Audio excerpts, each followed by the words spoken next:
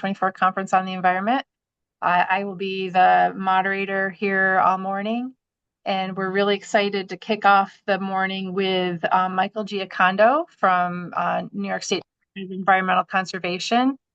He is the supervising forester out of Louville.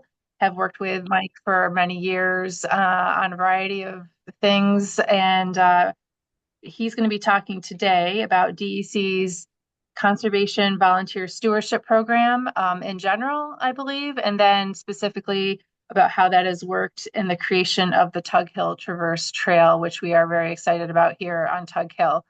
You should be able to see his screen. Please type in any questions in the chat or at the end. This is a pretty small group, so maybe we can just even ask some questions and talk a little bit. We have until 9:15, so I will, without further ado, turn it over to Mike. Thanks, Mike. Thank you, Katie, and thank you for allowing me the opportunity to speak today. As Katie mentioned, I'm going to just kind of go through a little bit about the volunteer stewardship program, and then I'll get into the Tug Hill Traverse Trail and a little bit of history there and how we've used the program with that. As Katie mentioned, I'm the supervising forester in Louville, and I've spent many working with Katie and the others on these programs. Our volunteer stewardship program is actually under what we consider Commissioner Policy Number 58, which allows for the volunteer stewardship agreements. It's a New York State DEC policy, so it's available to all the different divisions within the department to use. It basically allows for volunteers to assist with a wide range of department activities and affords them some protections depending on whether they're acting as individuals or groups. Basically, what we're looking at trying to do through this program is to work with volunteers and groups to provide positive benefits to state land and facilities. At DEC, of course, we have many millions of acres of land and many facilities, and the continued maintenance of these, the volunteers have helped tremendously over the years to help create and foster some of those things.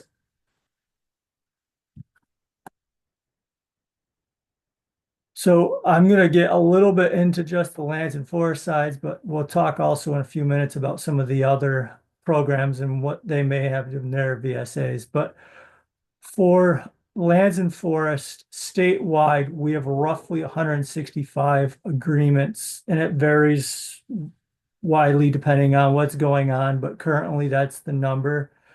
Here out of the Louville office, we have 22 agreements currently. The agreements range basically from anything from individuals to groups.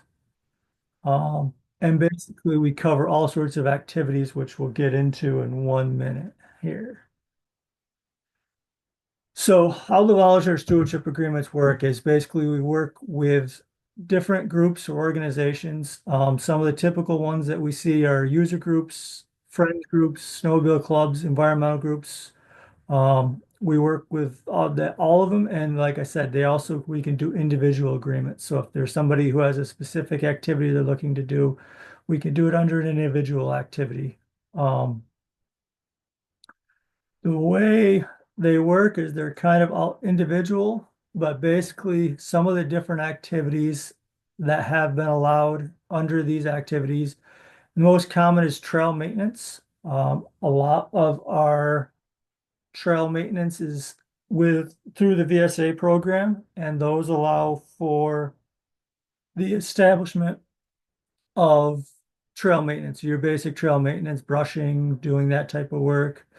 Establishment of trails a little bit is in there. A lot of our snowmobile, all of our trail grooming, which is associated with snowmobile winter use, especially on Tug Hill, we have a lot of groomed trails.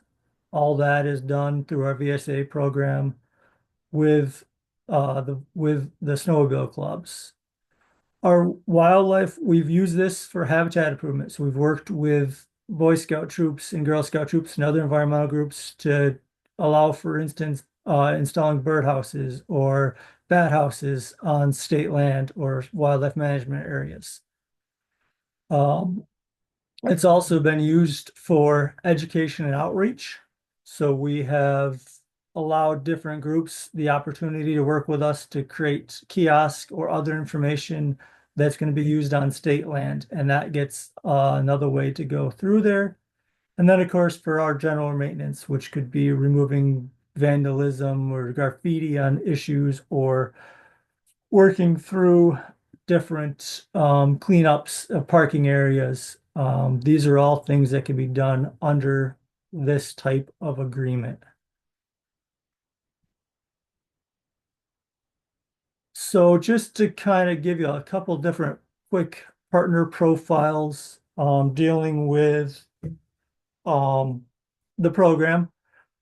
Concerned Long Island mountain bicyclists. They're out of Long Island area, what we consider Region 1, but they have an agreement to maintain some mountain bike trails. And they've been one of the groups has been along through the different iterations of this program. But they do basically maintenance on their trails under this agreement, and it's been a good partnership there. In the Catskill region, and also lower parts of New York State, we partner with the New Jersey Trail Conference, doing trail work and summer stewards. So that's kind of combination of both the educational and the um, trail maintenance type activities. Up in this region, up in the northern part of New York State, we partner a lot with the Adirondack Mountain Club. We have different agreements with them from their trail stewards to also their lean-to program, where this is the Adopt a Lean-to, the Adopt a Trail program. So we have a couple different agreements through them as well, or with them as well. Lean-to Rescue is another group that we have that's been with us for a number of years, and they do a lot of work on the lean-tos. They're a very active group, and that is also done through a volunteer stewardship agreement. Then we have the Forest Fire Lookout Association. Here in this region, we use them on the Stillwater Mountain Tower, and they've helped to reestablish that tower and also to provide some educational opportunities there. So what I'm trying to do is just give you some general profiles, but they're kind of can vary. Um, the VSA application is actually a very simple, easy, somewhat form to get filled out, and basically it's just a starting place for us. But the agreement's basically all we need to start out an agreement would be who's looking to do it, what they're looking to do, the location, and what they're looking to do. The proposed terms of the agreements can vary from 1 day up to some of our ongoing ones, which are up to 5 years. And we have the ability to renew or do different things. So sometimes for smaller volunteer site activities, if you're going to be doing a weekend cleanup, we can do it under a volunteer stewardship agreement, or if it's going to be a long term, which we'll talk about a little bit with like snowmobile clubs and with some of the more trail maintenance ones, we can go up to a 5 year period with those. Um, the volunteer stewardship program allows for the individuals who are involved with that some of the same liability and workers' compensation that's covered through the state. When you get into some of the larger groups, there's some hurdles there. But especially for the individuals, this program allows for us to enter into those agreements and provide some of those protections. So if someone's working on state land, we provide them with the training, with the information, safety information, and training to allow those activities to occur. Um, Basically, the way this works is you start off with this application form. This would get submitted to your regional office that's for that area. And then we work with you to go through it. And each of the volunteer stewardship applications or volunteer stewardship agreements are a little bit different, but we basically customize them to them and basically work with the applicants in order to provide them the information for what they're looking to do. And then once we get the application, we'll create that agreement. Then it goes back to the group or the individual for review. And then once that's done, we go through our approval process. That's kind of a real quick nutshell look at the VSA program. It's very similar to, you may have seen sometimes the adopt a mile or a resource area for some of their state agencies. This is kind of our approach to that mechanism. So what I want to do is switch gears a little bit here and talk about the Tug Hill Traverse Trail, which we have a volunteer stewardship agreement with, but kind of go through a little bit of the history. This one's a little bit different because it kind of came from conception up through the actual construction. A lot of times it's using existing resources, but in this case, we kind of worked through it the whole way. So for those not familiar with the Tug Hill region, up in what we call the Tug Hill core area, New York State DEC with partners has been working for many years to conserve areas on Tug Hill, and there was a working group created to conserve a large parcel of industrial land that's located within the core area, kind of between Osceola and the Martinsburg area. Through that group, there was two conservation easements that were established, what we call East Branch of Fish Creek North, East Branch of Fish Creek South, and then the actual state forest. Then actually some of the area that is now state forest, which is located along the east branch of the Fish Creek stream, which is the main feature that runs through the property.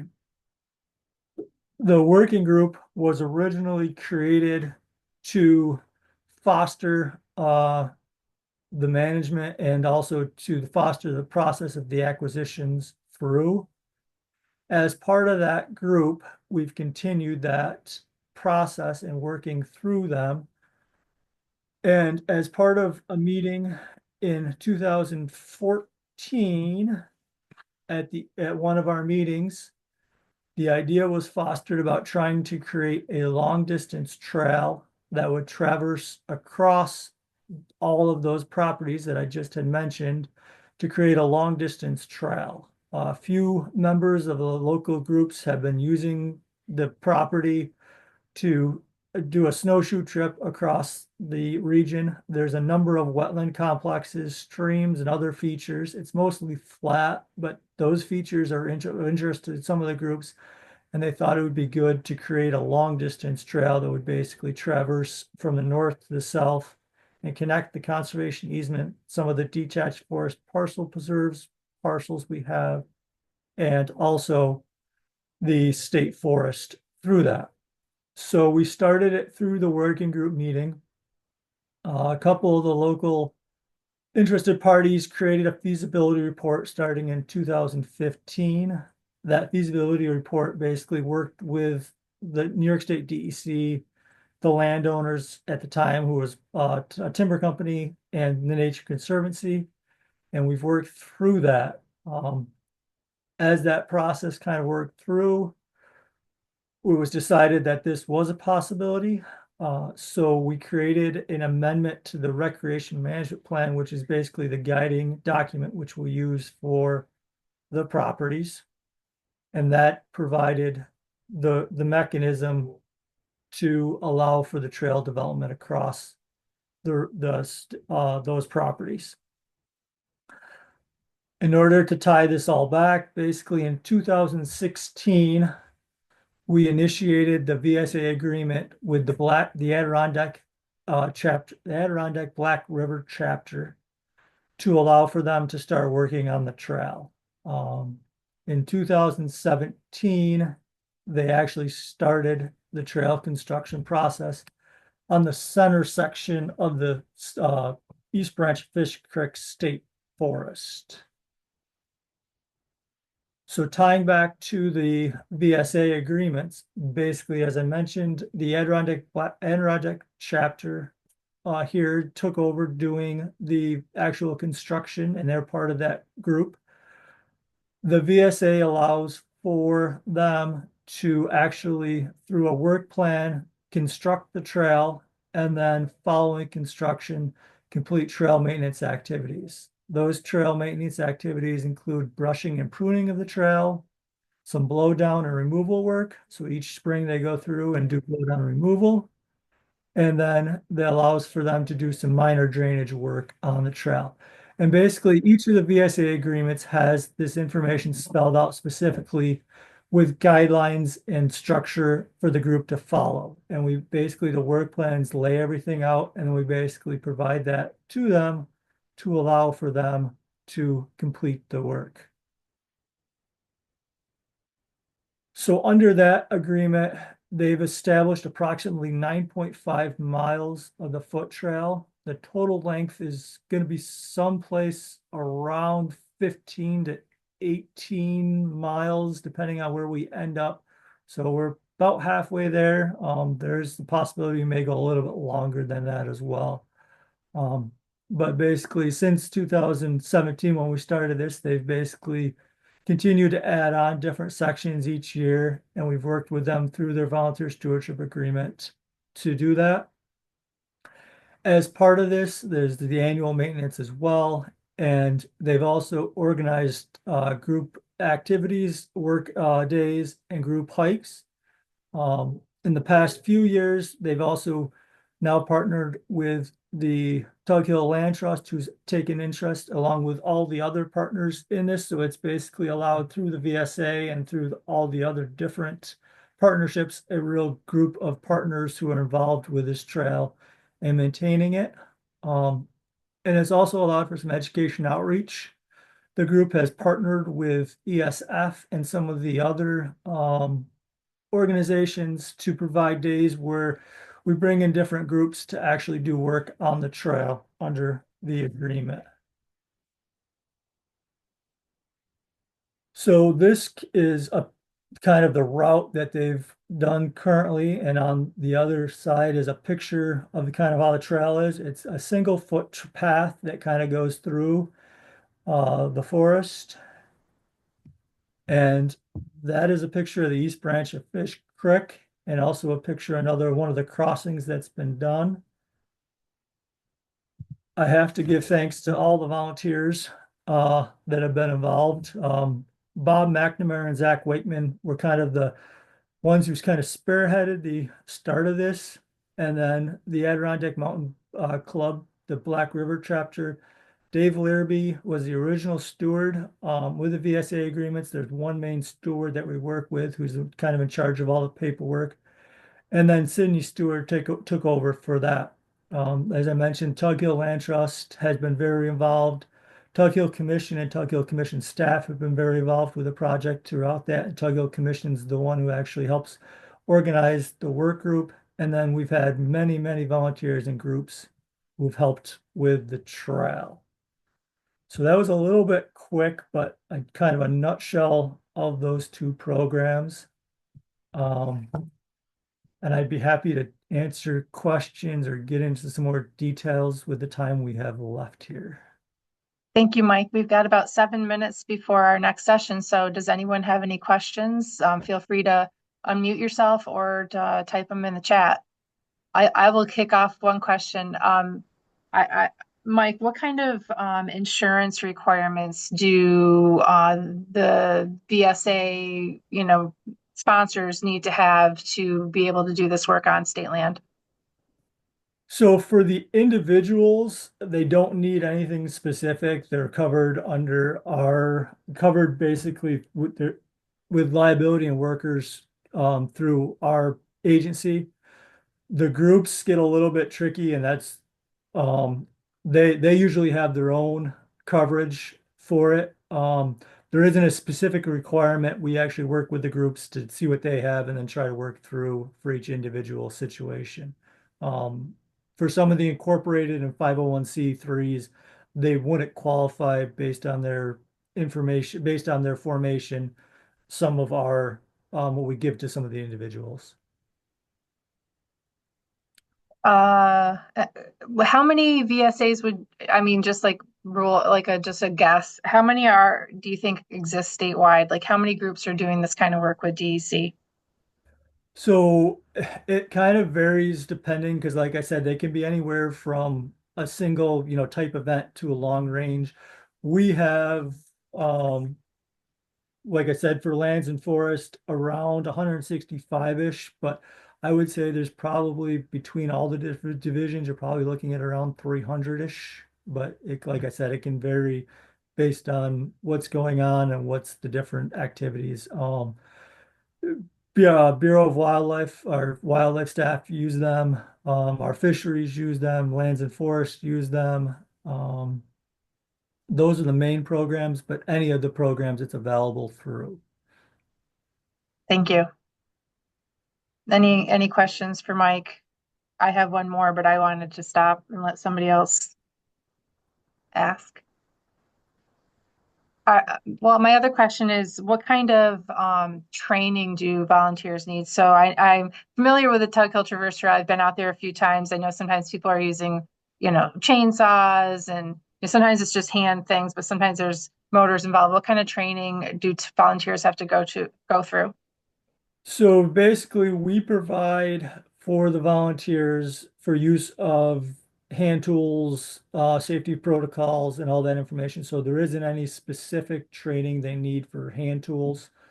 When we start getting into motorized equipment, there's some additional requirements. They have to take a game of logging or a certified chainsaw course to be able to operate those types of materials. They have to have some basic first aid, CPR, and bloodborne pathogens training.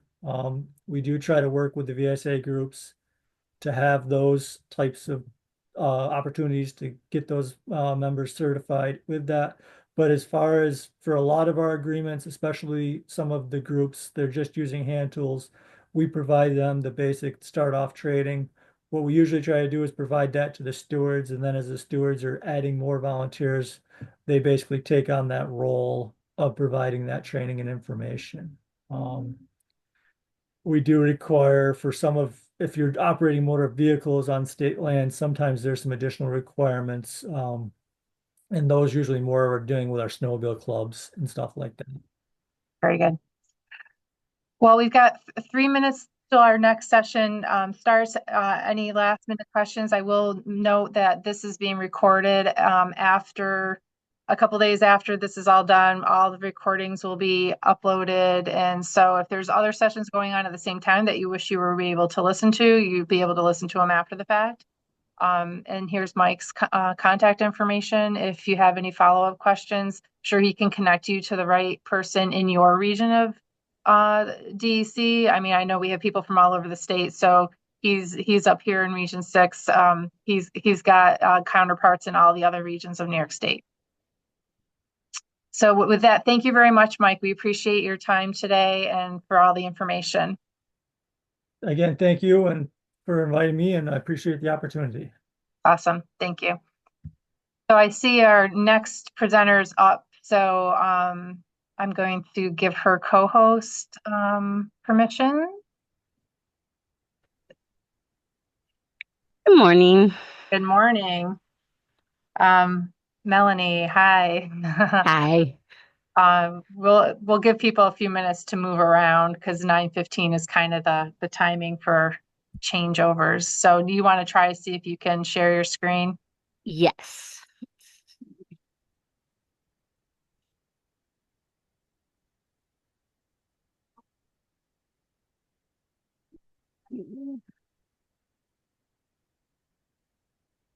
Looks good. Perfect. Okay. Great. All right, we'll just give people 1 second.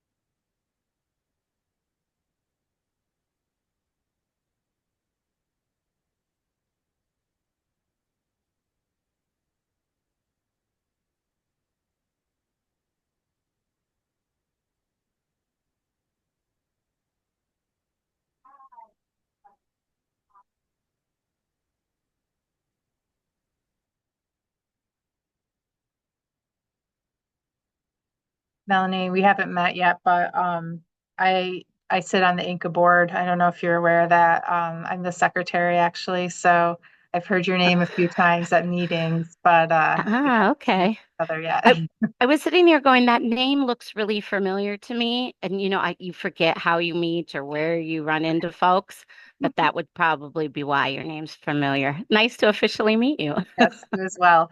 And welcome aboard. I think you kind of transitioned into this role recently. I've actually been with ADI since the beginning. Oh, have you? Okay, so So did you take a yeah. different role on? Um, the title of associate director, I think, was about a year and a half ago. Okay, I think so. Yeah, a new title, I think. okay. I guess I just haven't kept up. There's a lot to keep up with. I can't keep everything up in Inca. A lot going on, which is great. Nope, it is. Um, I'm just going to give it one more minute and then I don't want to short you on your time, but I just want to, I think I have colleagues on each side of my wall and I can hear things like shaking up over there. So Yeah, no problem. And I'm assuming that you'll give me kind of a little heads up. I've set timers too, so because I know you're picked up, so sticking to time, but feel free um, to give me that 5 minute warning. okay, I no problem. appreciate that. Yep.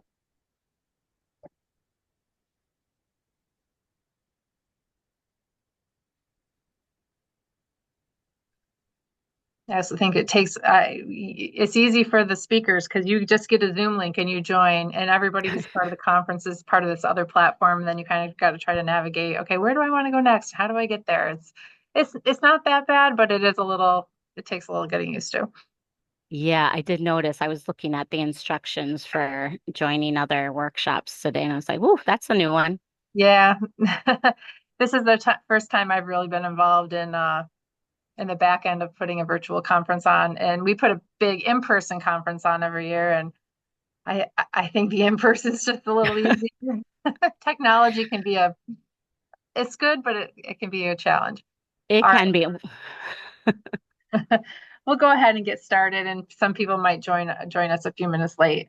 So welcome to the second track in the Recreation and Tourism section of the 2024 Conference on the Environment. I'm really excited to introduce Melanie Redding today. She's the Associate Director of the Adirondack Diversity Initiative, which lives at the Adirondack North Country Association. And she is going to tell us all about what they are up to. So I'll turn it over to you, Melanie. Thank you. Thank you. I'm thrilled to be here today. We shockingly don't get out to the Tug Hill region very often, so it's nice to be able to kind of zoom in and talk a little bit about what we do. And today I kind of want to give an overview of what we do and also a little bit more importantly, I think some of the context to our work so that folks that are interested in initiatives like this want to develop something in their area, et cetera, have a little bit more information. But the Adirondack Diversity Initiative has been around since 2015. Was an all volunteer run coalition of many of the organizations in the Adirondacks. We became Inca became the home for us in 2019 when we officially received funds from the state of New York. But we still remain a collaboration of regional partners working together to develop strategies for building equity, inclusion, and belonging for everyone who lives in, visits, works in the Adirondacks and the North Country. So I have a feeling probably everyone today that's attending this virtual conference is aware of some of the challenges that we have in the North Country. Um, Rural, overwhelmingly white, there are large pockets of poverty. We know that our population is aging. We're seeing declines in school enrollment and overall population declines. A lot of our kids, when they graduate, they're going to other places for different opportunities. And yet the Adirondacks is ranked the most tourist-dependent region in the state of New York.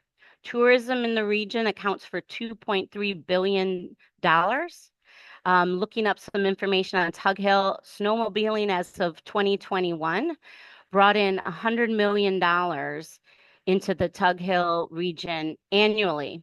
Yet 79% of snowmobilers are white, and over half of them are males aged 46 to 65. So part of why ADI exists was that group of volunteers back in 2015 asked some questions such as how do we ensure regional growth and sustainability while protecting the environment for future generations? So I like to kick off this slide with some stories. One of my most heartbreaking stories, but I think an important story, is when a father called me and explained to me that his daughter was coming to the Adirondacks with some friends. And he wanted me to know that his daughter was Black, and he was absolutely terrified of sending his daughter to the Adirondacks because he really felt that she would not come home. He had read some articles and heard about some things that were happening.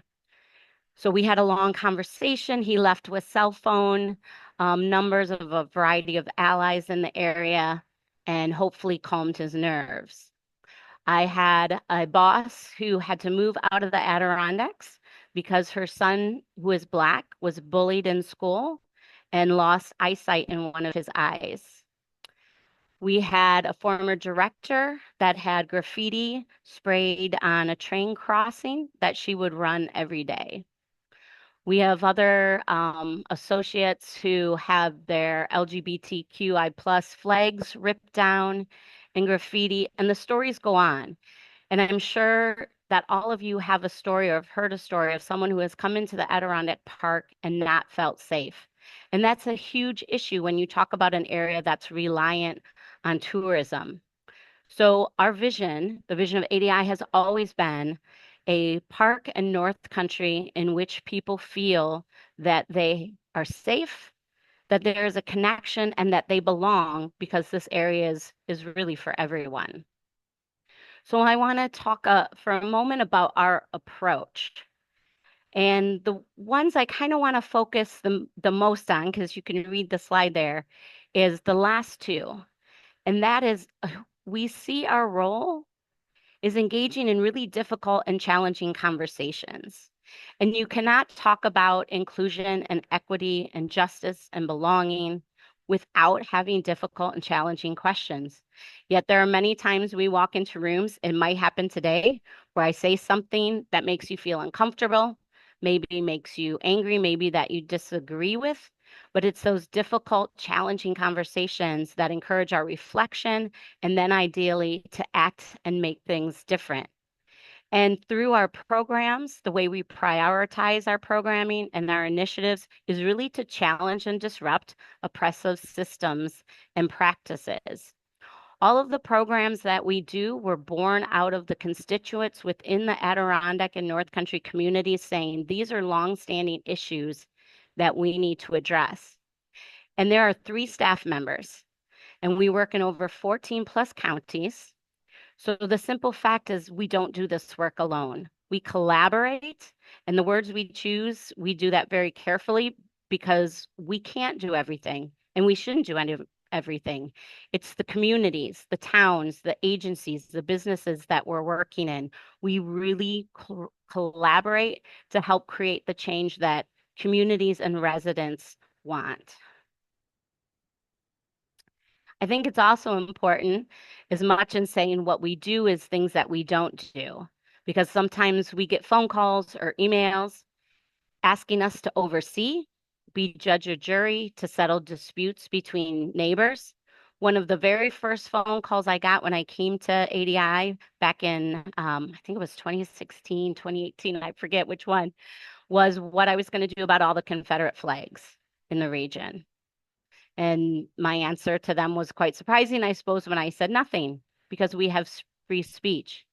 I do hope through our education and our programs that people will become educated enough to not feel the need to put Confederate flags, or community members in becoming welcoming and belonging will have enough other signs of allyship within their communities that even if there are Confederate flags, that people still feel safe. The other thing that we don't do We don't put out every single fire that exists. We can't.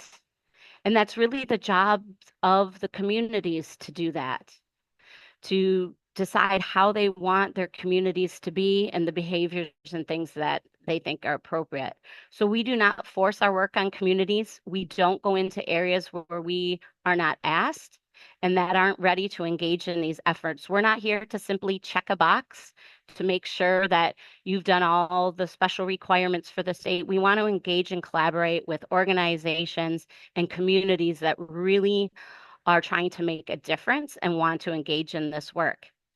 Our staff is made up of women of color. And so one of the things is a lot of the DEIB work that's out there is being done by the people that are most impacted. And so we as a team have decided that we don't sit at tables in which our safety or our sanity or our souls are on the menu. We're not going to pound our heads on the walls to try to explain to people that our human rights, our dignity is something that should be valued. And I think sometimes when folks get frustrated with us that why we aren't in certain places and things like that, that's an important reason of why we work in some areas, waiting for those invitations and communities to be ready for us. We focus our work in three main areas: safety and belonging, nature stewardship, and then community building. We place the lived experience of community members at the heart of all of the work that we do. We believe that communities must lead and shape the pursuit of transformational justice in the Adirondack Park and the North Country and beyond. We focus our work in all 7 areas of diversity, but for obvious reasons, and safety being one of them, we do focus our work in some of these areas more than others. We also have capacity issues. Again, we have 3 people. Luckily, we have a fantastic core team and many other organizations that we partner with. So often we might sponsor events that other organizations do that are working in these same areas and working on these same areas of diversity. One of the programs that has been an incredibly successful program that focuses on the entire region is our community policing initiative. We've contracted with Wren's Consulting, a firm that specializes in strengthening police community relations. They have come into the North Country after doing a listening tour with many of the different policing agencies.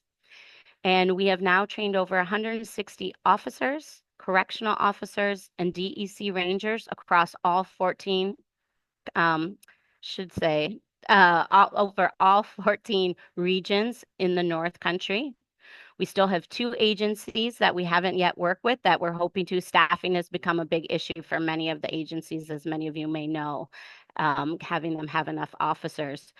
But this has been a hugely successful program, and we know that because of the stories that we hear from both the officers and the community members. But we're actually doing a formal evaluation of the program right now, interviewing the officers who have participated, discussing how their policing has changed. We focus on trauma-informed policing, not only the trauma of people that they may or may not interact with, but also their own trauma and how they bring that trauma to the work that they do. We focus on anti-bias issues, historical and community perspectives, sharing that with the officers, and also de-escalation techniques. And we're going to be really excited come October to be able to release the full evaluation of the program now that we're 3.5 years in. Another area that we focus on is what people often refer to as DEI training.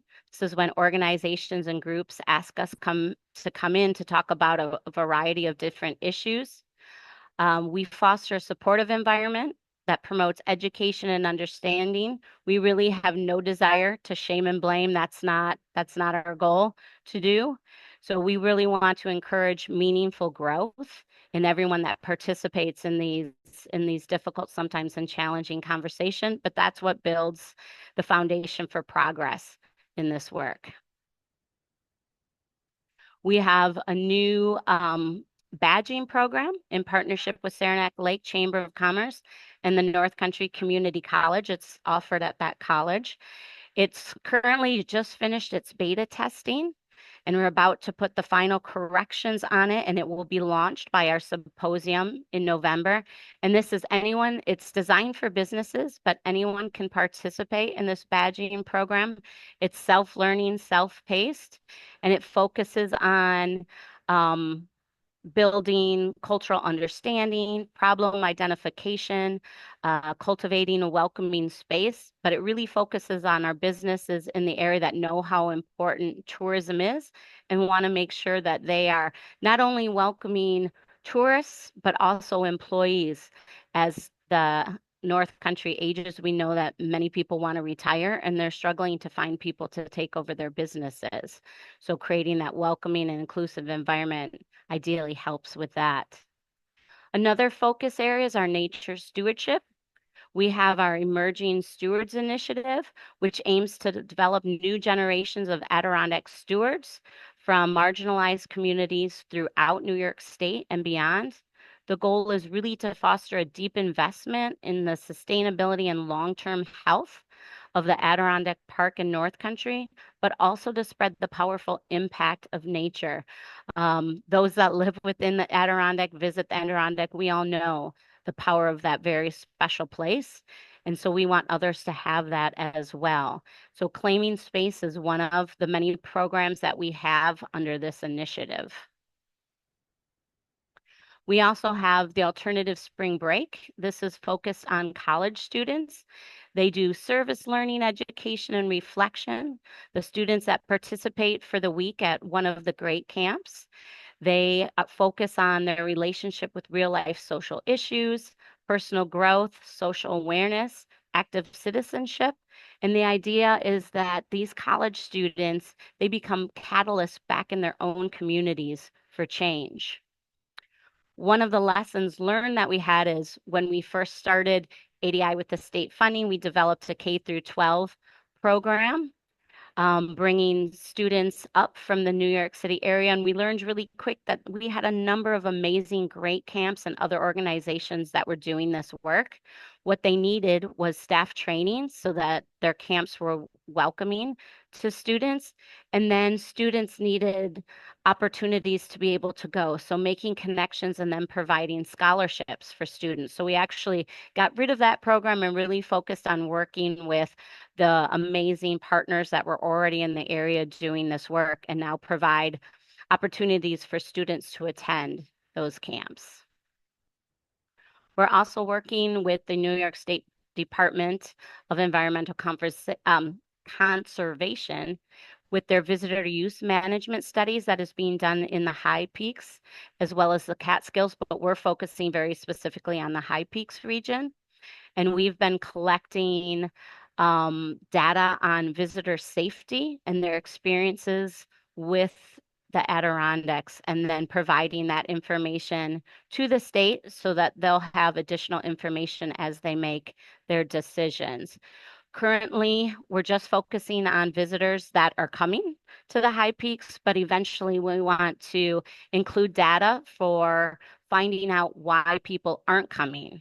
So if they aren't coming, what are those reasons that they're not coming up to the Adirondack Park? Melanie, I just want to give you your 5-minute warning. Perfect, thank you. So we also focus on community building. We do that through programs such as arts inclusion. We know the power of arts to dismantle harmful biases, and it broadens our understanding of the world. So we help fund a lot of organizations that do inclusive art. We have our annual symposium that we haven't had for a number of years, but we're bringing it back this year, November 12th. And then we have listening series, speaker series, and we also provide support for cultural celebrations all throughout the Adirondacks and North Country. And then this is our contact information. We are excited to be releasing a new document. It's called ADI 2.0 in-house, but it goes into further depth of the variety of different programs and initiatives that we're doing. And very shortly, our website that's gotten a little outdated will be updated with all the information I've chatted about today, but additional programs and initiatives that we're doing. So at this point, we can move to questions. Thank you very much for all that. I will kick off one just comment, I guess. And Jan, I don't know if you're in a place where you can talk, but because you experienced this, but the presentation before yours was about the Tug Hill Traverse Trail, which is a very remote part of Tug Hill. And like you said, ADI hasn't really done much work here on the west side of the North Country area yet. Hopefully we can change that moving forward. But I know that one of the work days that they did out at the Tug Hill Traverse Trail, they invited SUNY ESF students to come and participate. And there were a number of diverse students as part of that day. And for some of them, it was really, truly the first time they had been in the woods. And they were in the pretty deep woods of Tug Hill. I mean, that's pretty much as remote as it gets on our side of things. And I think it was a really positive experience, and we should be probably looking for more opportunities to do that over here too, just because we do have the proximity to Syracuse that isn't maybe as easy on other parts of the Adirondacks. We also have a lot of diversity because of Fort Drum. We have a lot of soldiers here in the area in Jefferson County, Lewis County, St. Lawrence County that are coming from different places and bring some diversity. So just wanted to make that comment. Nice. Yeah, we definitely realized very quickly that a lot of our local college students weren't actually getting out into the Adirondacks. So our alternative spring break is one of the programs we want to greatly expand. We've got some grants that we're in the process of writing to involve more colleges throughout New York State, not just North Country colleges in that program as well. That's great. Any other questions or comments from the participants here?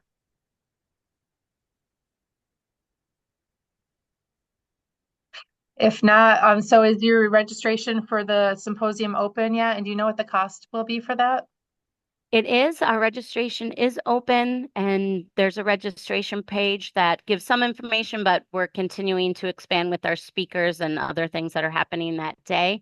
The cost, we have a sliding scale fee because of inclusion. We want to make sure that there's nobody that's left off. So we ask that if you can, that you pay $99 in order to register for the day. There will be a virtual option very specifically for one of the sessions that's focused on small businesses, because we know many of the small businesses, it's one or two people, and so they can't actually leave. So we do have a virtual session that anyone can attend, but it's geared. You can also attend that session in person at the Vic, which is where we're going to have that. But that information is all up on the website now. Perfect. Thank you. Well, if there's no questions, thank you so much, Melanie, for taking the time. Really appreciate it. I know we're a small but mighty group of people here, but again, I think that a lot of people will be accessing these presentations via the recorded videos in the future. And so we'll make sure you have a link to that. And, sometimes it's just not convenient for people to join things, but then they want to watch things, after the fact. We all do that. So thank you again. Really appreciate it. Perfect. Thank you for the opportunity. Yep. And our next speaker is here. We'll give a few minutes to let people move around the rooms. Diane Hausserman, hopefully I'm saying that right, from the Black River Environmental Improvement Association will be doing a presentation next. So just hold on a few minutes. And Diane, if you want to try sharing your screen when Melanie's done, that would be great.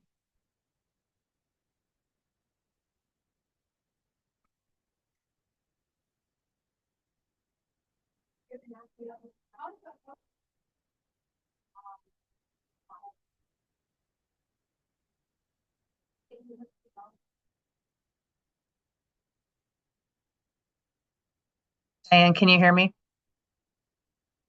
Yes, I have not done this much, so I thought I managed to share my screen the other day and I'm trying to figure out. Yep, there should be a big button at the bottom of your Zoom screen that says share. Yep. I'm just wondering, am I going to get did it show up? I do. I see it. You just got to put it in PowerPoint mode and then or slideshow mode, and then you'll be fine. What's that up top? It's at the bottom, bottom right, the little screen next to the Zoom slider. So go to your bottom right, keep going over a little bit more. It's nope. It's the one that's, yep, keep going. It's the last symbol on the right before you get to the plus minus slider for the zoom. I don't know if you can, probably can't see my cursor. No, trying to think. So, If necessary, just keep it maximized like you had it before, and we can see it. Yep, oh, you were almost there. oh, There you go. There you go. okay. We still got people coming in, so let's give them a second here. Hopefully I'll know how to advance it. I have not done this in probably 12 years. Oh, you're doing great. You're doing great. We'll walk you No, through. I just, we don't have much call for it here at BREIA. No, you're all about getting outside and enjoying the outdoors, which it does not Yeah. include computer. I spent 30 years working in insurance and I did PowerPoint, but Zoom was not a thing then. Yeah. I left in 2015 and it wasn't a thing. So you got out Um, before COVID because that forced us all to learn Zoom really fast. yeah, exactly. And I actually, believe it or not, learned Zoom because of yoga. Oh, really? Yeah, my yoga instructor did it on, during the shutdown. It was great. I could still do yoga with an instructor and spin class. Oh, wow. Fun. She let Well, us, she let us borrow bikes. She let us borrow bikes. nice. Well, I think we've got quite a few people who have joined. It's 9:43. I don't want to short you too much, so Oh, sorry. Yeah. Let I'm me, gonna I'm introduce trying. you quickly. You welcome everyone to the Rec and Tourism track of the 2024 Conference on the Environment. You've hopefully landed in the right spot. Our next speaker is Diane Hausserman. Hopefully I'm saying that right. It's Hausserman. I'm from Iowa. It's been Americanized. Okay, Hausserman. And she is with the Black River Environment Improvement Association, BREIA for short. It's a beautiful place on the east side of Tug Hill, and she's going to tell us all about it. So I'm going to turn it over to Diane. Good morning. So my official title is outdoor education coach, and they also, given my math background, made me assistant controller, which don't get excited by that because I don't do much with it. This is a retirement job for me, and I very much love it. So I'm doing it out of passion, not out of financial need. So this first photo I wanted to show you. Welcome to Potato Hill Farm. Potato Hill Farm is our flagship, our first campus we had in about the mid 80s. We set this up. And you can see from this picture, it's just a gorgeous spot. This is a public campus. These are some people that came to just take their kids for a walk on our groomed trails, suitable for wheelchairs up there, strollers and such. All of our public campuses are open from dawn to dusk, although we don't lock gates. So you could come early or stay later if you really wanted. We do have some farm animals at Potato Hill Farm. This is my grandson when we went for a bike ride, and then he got to talk to the donkeys. We have groups contact us. This happened to be a church group that wanted to do an outdoor worship service and then do some hiking around. We encourage that. This is probably one of the programs we're most proud of, other than the education, which I'll get to in a minute. But during shutdown, our benefactor, Mr. Butler of the Butler Conservation Fund, said, we have all this equipment that's not getting used. People want to get outdoors. What can we do? So we started offering our ski and snowshoes for free up at our Potato Hill Farm. And we have coaches there who will help people get fitted. And then we will get them a mini lesson if needed and get them out on the trails. So we are getting from parents carrying babies up to grandmas bringing their grandchildren. All of our trails are groomed and tracked, which makes skiing easier and learning easier. This is the family that's getting outfitted in our big barn area. You can see all the booths in the background. This is about a fourth of our inventory in here. There's snowshoes to the left and boots to the right. We do have warming huts on a couple of our campuses. This is one of the initial warming huts we have. It has a wood fire in it. Our employees start the fires on the weekends, and then, but if you come during the week, all the supplies are there. You can start your own fire. I took my kids here when they were little. We skied around trails, and then we went back in there and we had juice boxes and cookies and watched the people next to us have wine and crackers. And I was wondering what I was doing wrong, but people really enjoy a nice break after a day skiing outdoors. Sunfields is the field where we are going to head tomorrow, if anybody's going. Sunfields is up on Jackson Hill. It was private for quite a while. It's now considered public. We have public parking there. This is, as you can see, one of the spots we do our biking program. I don't know if any of you have had kids that have come up here. A little bit about our outdoor education program.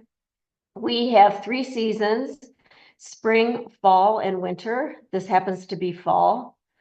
And we have students from local schools will come, and we have all the equipment, and we have trained coaches who teach them how in the activity. So we this group, I believe, was from a Utica school. I saw a brief presentation on diversity. We have a lot of diversity in the students that visit us, especially with the Utica being a refugee center. I have had students who have been in the country for 2 months from Brazil. I had a few that had been in for a year from Burma. So it really gets these kids out and seeing how beautiful our area is. Our outdoor education program has 3 focuses. And the main focus is education, as it mentioned. So we teach them a skill, in this case, mountain biking. We also teach them about the outdoors.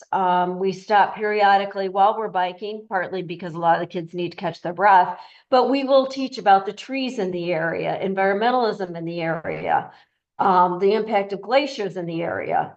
And the other thing is we really want these kids to get exercise. We all hear about kids these days with screen time. We are electronics free. Some kids, the older kids, will bring phones to take pictures, photos with their phone. But for the most part, there are no electronics. And you know what? I never hear any complaints about it. In all my years, had one kid ask me if he could use his MP3 player. I said no, and he was okay. So the kids constantly comment, it's so beautiful out here. It's so peaceful out here. I want to bring my family here, which I then tell them about Potato Hill Farm. In the winter, they can come and ski or borrow our snowshoes for free. And in the summer, we have bikes and helmets out at Potato Hill Farm, and people can come and ride bikes if they are so inclined. They're always welcome to bring their own equipment. So this is one of our coaches going over with the students the basics of bike, the handbrake. Some of them have never encountered that. Some of them have never learned how to ride a bike. It's just gorgeous. You can see these kids are quite interested in their surroundings.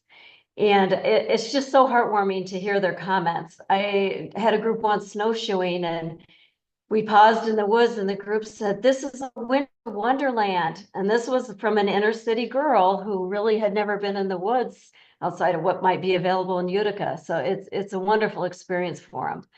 Safety is paramount for us. So helmets are mandatory for students, for visitors, for anybody biking our trails. And we also make sure the bike is properly fit to ensure safety. We do what we call a rodeo first, where we take the kids around in a circle to make sure they understand how to use the handbrakes, how to stop, how to start. It's a group ride, so we're out there. We teach them about that.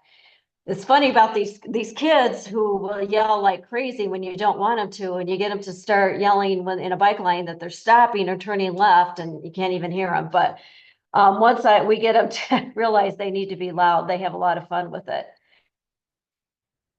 This is how we teach them. Part of what we want to do is teach kids how to do it themselves. So we have them, we go give a brief presentation of how to fit a helmet. They put the helmet on. We tell them to adjust it. Then every helmet is checked by an adult. Make sure that it is tight enough, because some of these kids will keep them quite loose. And we want to make sure, I tell them before you buckle it, put it on, tighten the wheel, and shake your head. And if it's not falling off, then it's a good fit. This is the picture of our Sunfield Lodge in the winter. You can tell some of these photos were professionally taken and some are my iPhone. This would be my iPhone, so it's not quite the quality of some of the others. But it is a beautiful campus up there. Black River Forest is our only private campus. Forest Lodge there is was built quite a few years ago, and we do have bikers and we have hiking here, biking and hiking, and then snowshoeing in the winter. The kids in this picture actually are Utica University students. There's a professor at Utica University that brings a group. They're coming next week. They bike a couple times a year. It's their outdoor club that they have. Mohawk Valley Community College also brings students. I don't usually volunteer to bike for these trips because those kids can outbike me. We do want to give the kids empowerment. So when we do our group bikes, we will have a kid, I'll have one of the students be a leader in front of me. Usually I'm about 2 people back behind him. And I tell them that a good leader is not the fastest, the strongest. It is the one who can keep the group together and safe. And one of the things I loved is, especially if you get a kid that's a bit hyper and rearing to go, and I put him or her in the leadership position, and they take that, oh my gosh, they take it to heart. They stop, they look back, is everybody okay? And they go. And this is a student who, if I didn't give that instructions, I would have trouble reining in. We make our best effort not to lose anybody on the trails. So the students really embrace that responsibility. And this is a group of students hiking out there. Black River Forest, one of the things I love about this campus is that it's a great spot to teach about glaciers. You can see they're hiking in a valley. There's an esker, but there's usually a lot of glacial erratics around this campus. And we can talk about how the Adirondacks were formed. And then one of our banner programs is the kayaking. Excuse me. We get more requests for kayaking than any other activity, and we just can't accommodate them all. But we supply the kayaks, the life jackets, and the paddles, and the coaches. Here again, safety is paramount. And this one is really fun to get some of the inner city or refugee kids. They can't even comprehend this. We get the ESL kids. We have the School for the Deaf sends up a group to kayak, and that's been a learning experience for us as to how to communicate with them. And our coaches are all level 1 Flatwater certified coaches. We have, this is an example of empowering the students again. They are the ones that get the kayaks into the water. They get their own paddle. They get their life jacket on. We do check there again, it's like the helmets. A coach checks every student's life jacket to make sure that it's snug enough and that it's properly fitted. They get in the kayak themselves. We will study it if needed. And we really talk them through the process so that they are comfortable with it. And we run the gamut. anybody who's kayaked knows that loading and unloading are the most likely times to tip over. And we tell them, you tip over, no big deal. You got your life jacket on, you're just going to pop up and you're fine. And of course, it's a put in, it's not that deep. So it's fun to watch students learn to paddle. And back to our certification, the Butler Conservation Fund does pay for all of our coaches to get the certification from a gentleman named Steve Maynard. He has probably the most certifications of anybody in the world. He's one of the top in the top 10, if not one. At one point, he was the top. He comes in for about a week in the summer. And we have very intensive training, learning rescues, all the important things that are critical for safety. This is one of our coaches, Ash Fletcher. She is teaching the students. You can see the chaperone in the background. We do require an adult chaperone with every group. Our motto is that the coaches are responsible for teaching skills and outdoor education. The chaperone is responsible for behavior. Some of the schools, of course, will have the special needs kids and they have a one-on-one aid, which is awesome.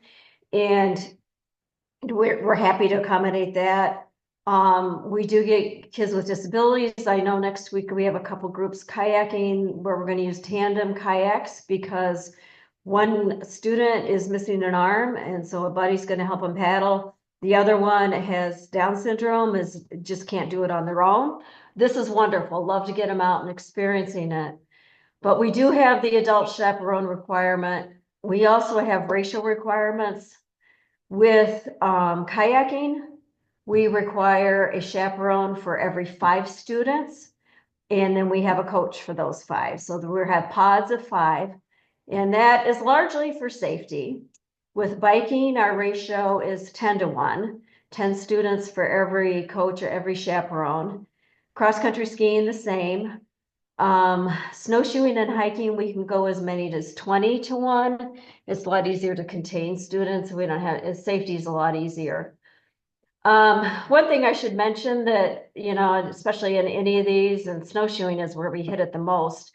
A teacher from Remsen taught me that their rule is first you try to get your equipment on yourself. And if you can't, and then you have a friend help you. And if that doesn't work, then you get an adult to help.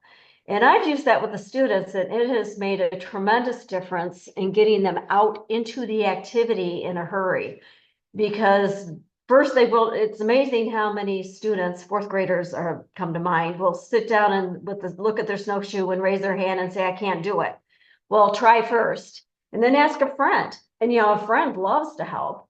And that has really cut down on the time that we need adult intervention in getting those snowshoes on or getting into the, learning about the kayak or whatever. So it's been a great philosophy. So that's the most about our education program. I'm being mindful of time because I can talk forever. You got about 5 minutes, Diane. Okay, great. This is actually my grandson again. I don't have to ask permission to use him. Another thing that I love about our trails being open to the public. So we get these students that come up.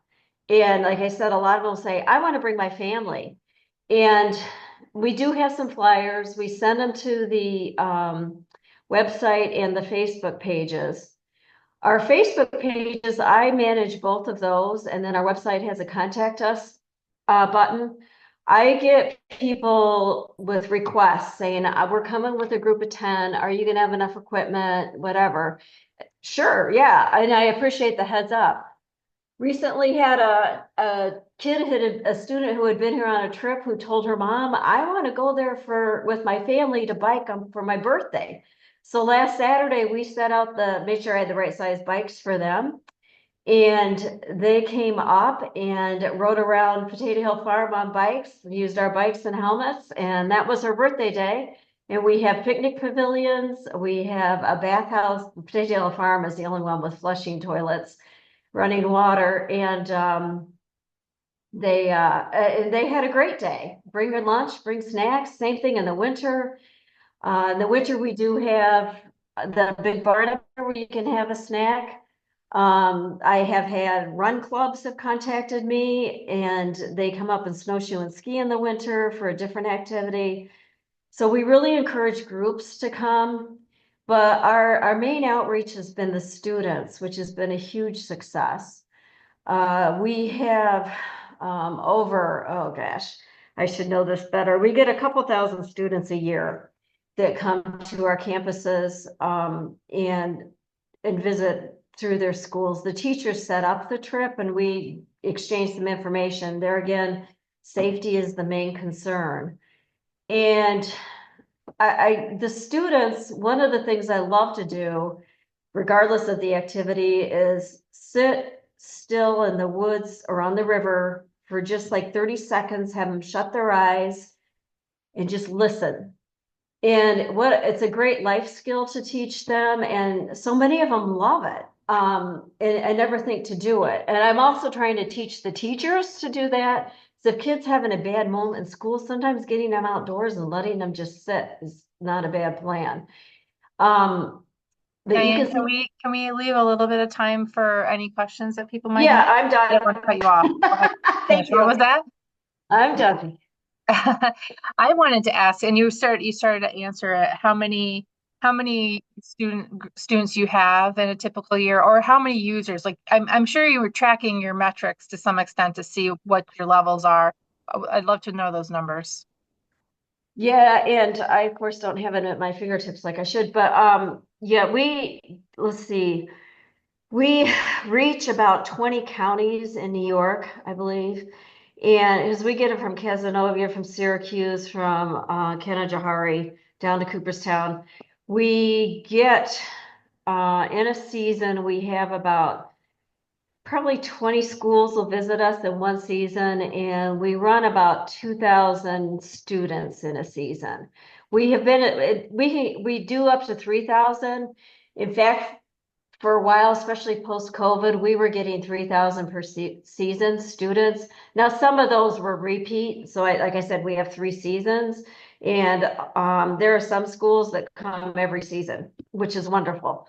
But we do get different groups. So yeah, in total, by the time I do the math, I'd say we're 8,000 students a year That's that we amazing. reach out to. And if I recall correctly, you offset the costs for the busing for the schools. Are you used to at least? No, we used to do the busing. We no longer do the busing. Okay. So the school cost is the busing, which has actually been the limiting factor post-COVID. It used to not be such a big deal. And then, of course, the teacher's time away from school if they have to get substitutes. Yep. Yep. So we got 1 minute left. Does anyone have any questions in the room? Feel free to put them in the chat or unmute and ask your question.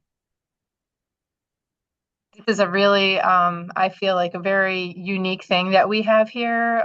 We're very lucky to have the type of benefactor who makes all of this available free of charge. And I've been to the facilities and they are top notch. The buildings are beautiful. The trails are well maintained. I mean, how many total miles of land trails would you say you have, Diane? There are about 30 to 40 miles worth of trails. I'll go up to Jackson Hill and ski for 2 hours and not repeat a single trail. Yeah, I'm not that fast. Let me add that. And yeah, and speaking of our benefactor, his motto is he wants world-class facilities. So we are held to a very high standard here. Any other questions for Diane? If not, thank you very much, Diane. We really appreciate your time. Again, this recording will be available in a few days. So if you're just joining us for the next presentation, you can hear a little bit more about this in a few days.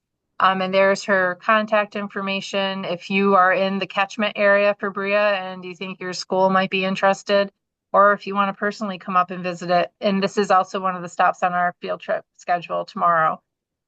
So again, thank you very much, Diane, and have a great day. Thank you.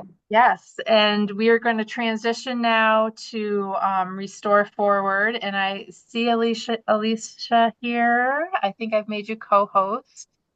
So you should be able to share your screen. Once Diane stops sharing, we'll have you try to bring your slides up. Oh, now I got to figure out how to do that, huh? There should be a button at the bottom that says stop share or something like that. Kind of where you started sharing to begin with. I don't know. I've got myself into a mess. Yeah, you got to get back to your Zoom window. And it's not going there. Ah, here we go. Okay.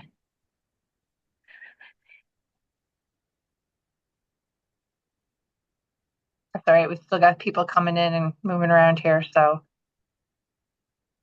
and perhaps if Alicia, if you share your screen, it might automatically bump Diane. I'm not sure. We can try that too. I'll try.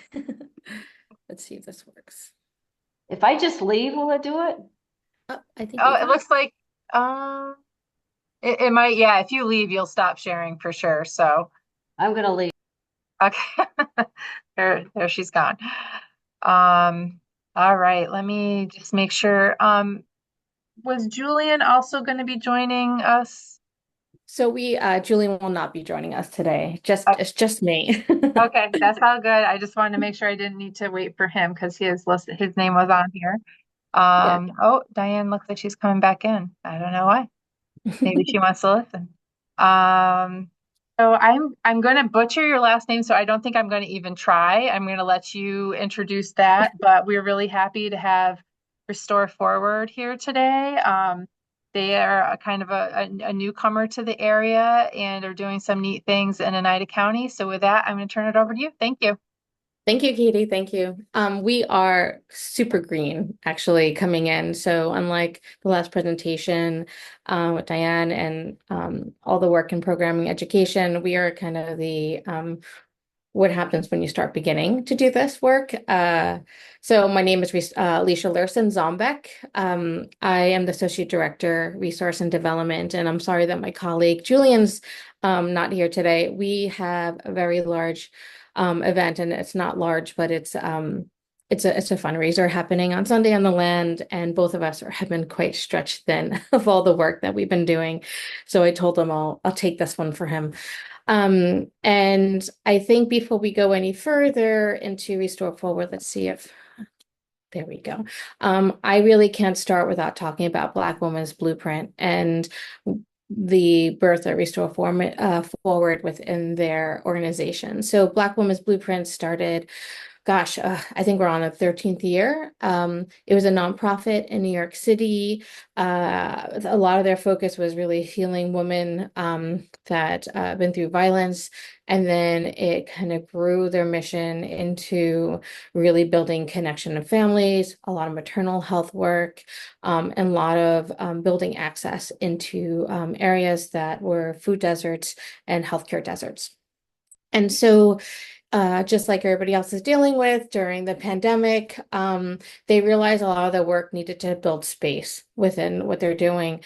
And a lot of their collaboration and other organizations they worked with in the last, 10 years at that time, sort to seek for something else.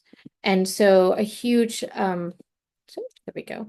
A huge development in 2020 for Black Women's Blueprint was like we are looking for space. We are looking for land. We are looking for a place to build this Restore Forward, this movement that so many of us in our organizations are looking towards. And so that dream of Restore Forward happened in the heads. They already knew that they were going to build something beyond Black Women's Blueprint. This is going to hold many members from other organizations, and land was purchased in Eva, New York, which is on the northern part, right on the northern part of Oneida County.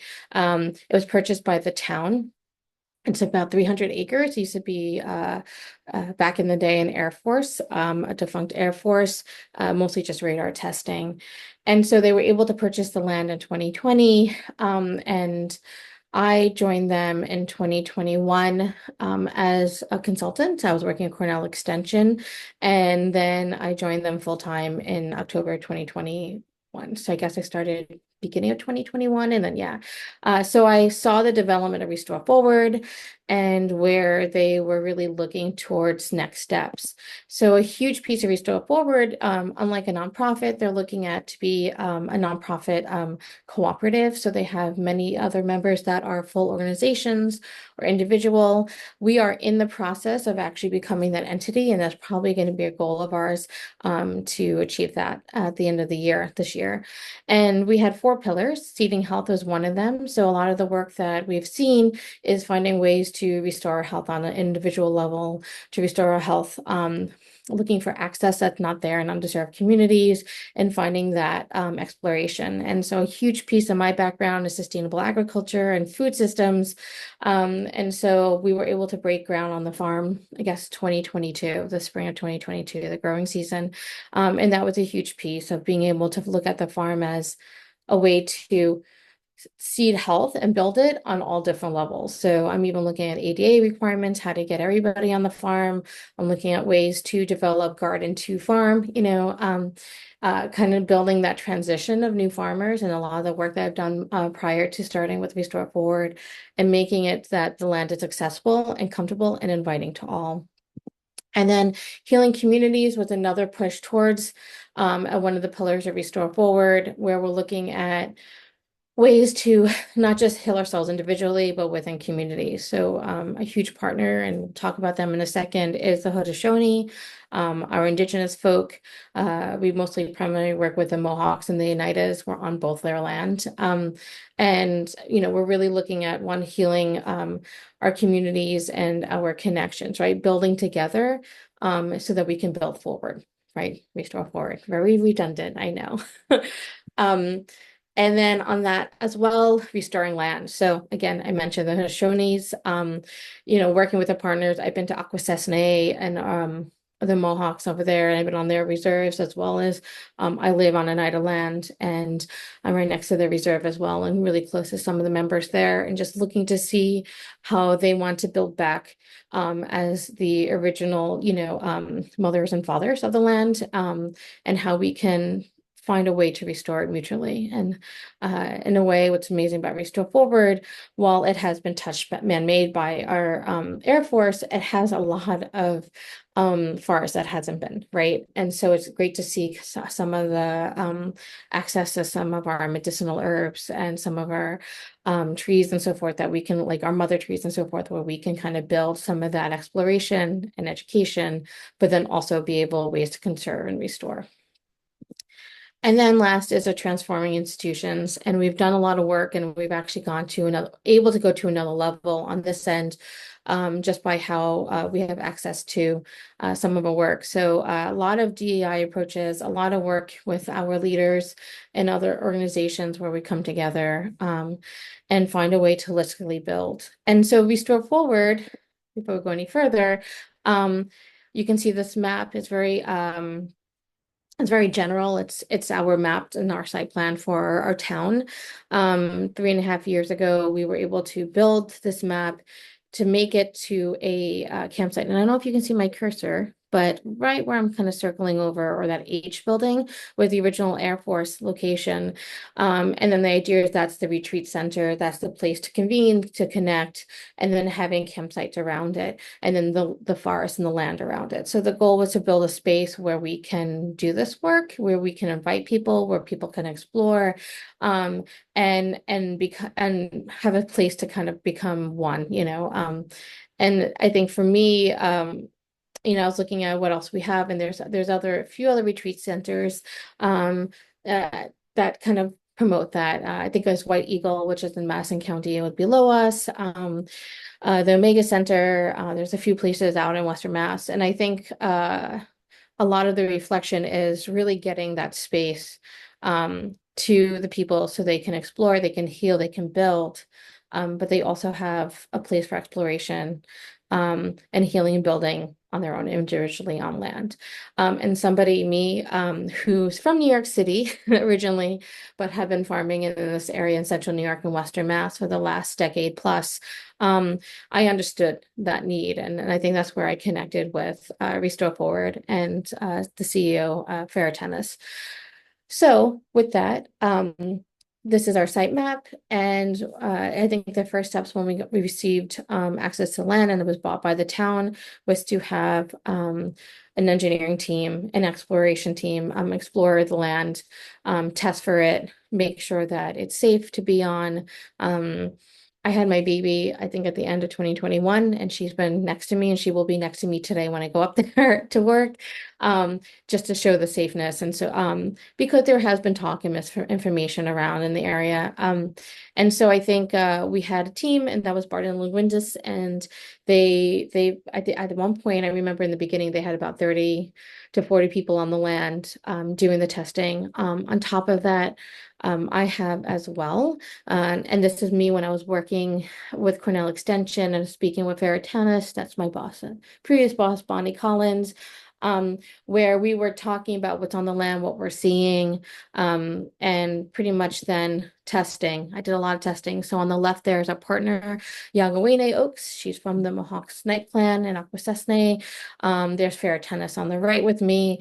And so while I have, we had our engineers, anytime we went further when we were breaking ground on the farm, I did my own heavy metal tests, soil tests. I work closely with NRCS and Soil and Water, just been with Cornell Extension, and I was able to kind of provide them as that. And I'm sorry about the pictures. I was very much in my first trimester of bearing a child. So very hot and messy. But I think for me, I wanted to show you that, we've done the extra work and we were really excited to get into land. And then the idea of education and bringing everybody together, including our partners and our CEO, right? So we're all doing this together. We're all building together. And honestly, we have become a trio in the past.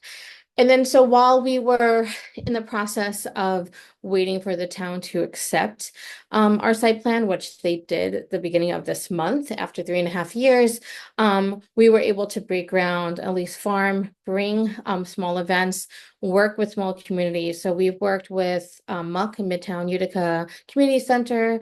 We worked with Hey There Beautiful. It's in New York City, teens and young women adult program.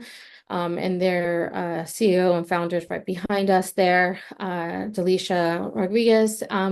We've worked with San Francisco Orchestra, right? And bringing them to do some DI work on location. And then obviously in San Francisco, and was able to kind of team in and work a year event with them. We have worked with our Indigenous folk. And so there was just a chance to be able to do the work while we were waiting. Again, we are very green and we're trying to explore. And then you have just kind of our harvest of 2022. And somewhere in the cursor here, this is our national director. She does a lot of work with maternal health. We have had midwives coming and midwives from all different levels and all different backgrounds kind of coming together and kind of building that reconciliation and that to get in this to move forward again. And they were part of this harvest. And so we're at this point where we're new, right? We're at this point where we're following a way to kind of build out and build more. And now that we have our site plan, approval from the town, now we can actually start building, right? So we already have a planning team. We're already getting construction crews together. We're looking at resources, and that's part of our fundraiser this Sunday. And we're also looking for ways to kind of build next up community involvement, right? So we already hired tons of people, local and community. We've already brought community from Utica and Rome and Syracuse, and we brought, obviously the community in New York City that we already had connections with. But now it's time to do more and to develop. And before I just hopped on here, I was texting our CEO saying, hey, because I teach at Hamilton College as well. And I said, hey, I got access to walk the root glen at Hamilton College with the Sustainability and Conservatory Department at Hamilton. So we can look at how we can build trails as holistic as possible and at all levels we can. So some of our main trails, we're also making sure that they're ADA certified so that somebody could come with a wheelchair on top of trails that might stem off. That's a little bit harder to do because there is some swampy lands and water bases that we don't want to touch too much right over, and we want to protect them while we also make them accessible. So there's so we're talking about levels and level of comfortability. And I mean, our hope is that we see people coming year after year, get those that maybe are not comfortable at all, but being able to kind of come and enjoy, being a part of it. And then, our goal is then to expand and build this out to a community center.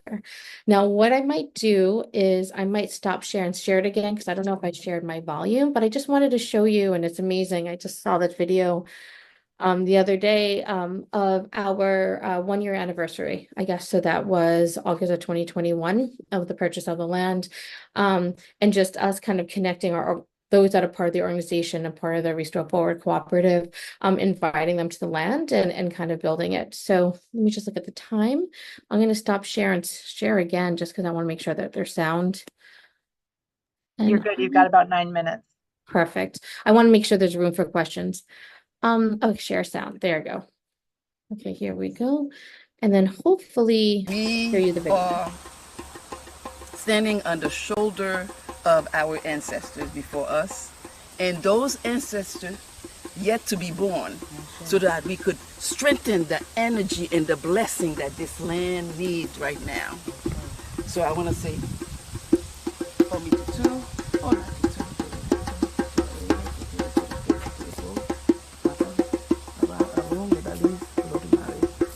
as it is above, so it is below.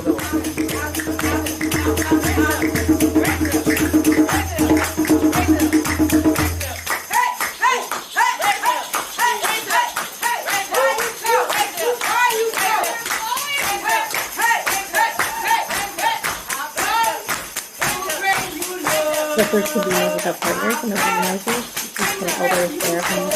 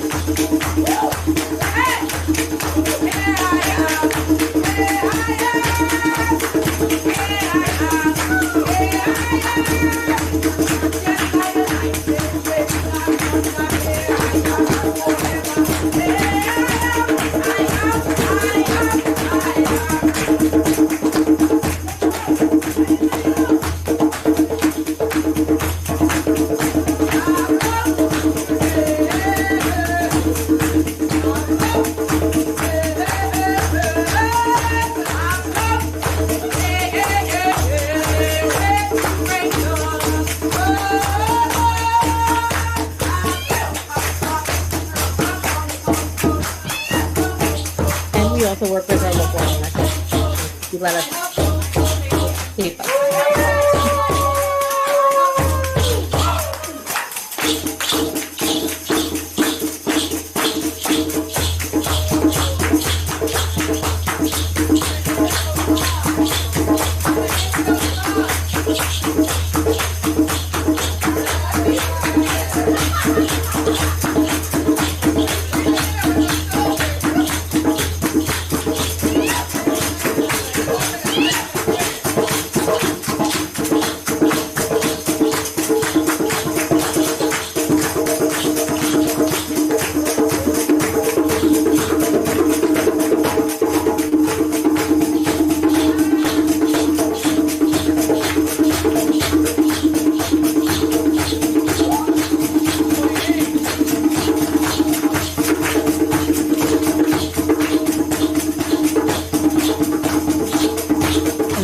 First breakout trail that was going to be that is actually going to lead to our land back with our Haudenosaunee Cultural Center that's being attached. So I think for me and my end, my background being soil science certified, and sustainable background in agriculture and food systems, I think the pivotal moment that I found, I can get there. was when I broke ground for the first year, and that is my back. And the cooperative members came to me and they wanted to show gratitude. And for a while, it was really hard for me to understand that. I think for me it was work, work, work, focus, focus, focus. And then I realized the balance and the need to bring community together. And then with the science, with our history and with our cultures. And I think that was a really pivotal point. We don't have to watch that over and over again. But pretty much that was a pivotal point of where I noticed that the need needed to be together, and I actually first time mother. I had my child through pregnancy and born with them, and this having a child involved with this, I saw the need for balance of what I know culturally and what I know on a scientific level, and what I know about systems and how I want things better, and realizing that a huge piece of this is also building a whole nother level with community and social engagement.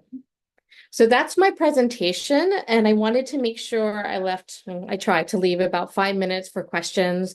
Again, we're super green, and I'm happy, and I'm kind of an open book to kind of tell you our story, because that was only like a tiny picture. So.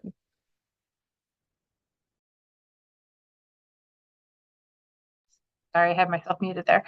Thank you. You did a great job. We've got just about 5 minutes for questions. Does anyone have a question, or I'm happy to kick us off. I've been doing that all day so far. I'm glad to hear that you got your permit or what have you you're waiting for. So it sounds like there's several things going on, the agricultural part of things, more the social kind of things. Where do you see you guys going in the next year or two? I mean, Yeah, sure. So I think a part of our scope from part of their scope when I joined them in 2021 in the beginning of the year, when I was helping them at Canal Extension, a huge piece was really working at moving this forward, right? Creating the space, developing it. The first concept was construction and ways of building passive energy, renewable energy within all our cabins and our buildings, trying to really build a whole nother level of working through high time, working with our partners locally. And I think for a huge hiccup was not getting that approval until September at the beginning of this year, which I think Time would be really happy to hear. So for us, there was a wait and see and a hold, right? So at this point, we're looking at construction, we're looking at building sustainably, building conserving our land. I think that's why we have our partners, and really trying to build out so that we can actually have people on the land and stay. We do have a place in Boonville where we're able to have people stay there. It's kind of our headquarters, and it's a like Airbnb. And so we were able and working with our local hotels, but honestly, the big point and the big piece of this is having people able to stay, and then having these facilities to work through, and working the conservation, natural trails, and the farming, like you said, and the agriculture and the food system. Like I think we gave over, even just with what we were able to do, about 7 tons of food throughout our local communities in Oneida and Rome and New York City. We're trying to find a way to connect, maybe Albany and so forth. But so we were able to already give and build community. And now at this point, we want to be able to invite people and stay. So construction's our next piece. Now that we get the approval from our town, it's, we have the people, we have the architect, we have everything planned. Now it's like, okay, we're ready to start. And I think that's kind of what the Sunday kickoff is going to be for us as well. exciting. Congratulations. Yeah. Any other questions while we have Alicia here? I think I've just picked up I've sat through all 4 of these presentations this morning, and what strikes me is in all these different ways, people are recognizing how important it is to get people outside on the land, recreating, just enjoying nature. We're doing it differently. We're building long distance trails on Tug Hill. We're trying to reach out to user groups and businesses to help them be more welcoming of diverse populations. But A lot of that didn't, as Melanie had described, does involve getting people outside and bringing them in from other places so they can appreciate this place that we may take for granted if we're from here. But people who come here, it's just really awe-striking for them. We've got BREIA, who's got the students in all that facilities and equipment that's available free of charge, and trail systems already developed. And now we have, Restore Forward, which is it's doing something in a little different. You've kind of looking for a retreat center, and you're bringing people from outside, but you're also looking to give back to the community. And again, it's about the connection with the land and being outside. It's really nice. It's a nice complementary group of things that are going on, and I hope everyone has gotten a lot out of that this morning. If there's no questions for Alicia, we're going to take a 15-minute break. So you've been sitting at your computer for a couple of hours now, and I know I could stand to stretch my legs. We'll be back at 10:45 with 2 more sets of sessions, youth and urban groups recreating in nature. And then time we'll be talking about the Boonville Environmental Conservation Council and the Conservation Advisory Council in Boonville. So thank you again. Great presentation. Again, this will be being recorded and will be available later. So I'm just going to leave this Zoom channel open, and I'll be back at 10:45. Thank you.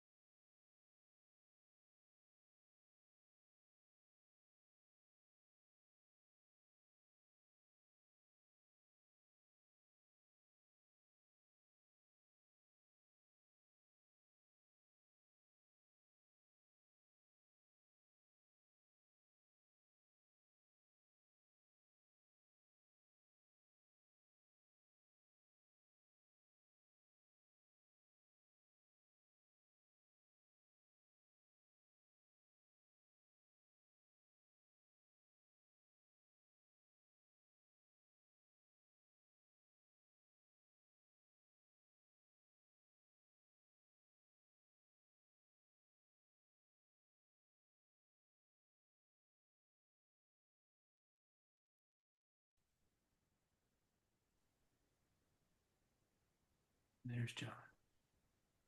John's the co-host now. Time comes, we can share. Maybe we'll share desktop too. Yeah, so let's see, share screen, that green button. Okay, so we're ready to share. I'll go ahead and share now. Well, Yeah, I think you can go ahead and pull it up now.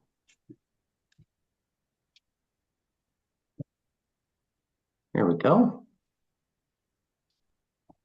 Looks good to me. Okay. All right, I'm just going to mute until Katie comes on.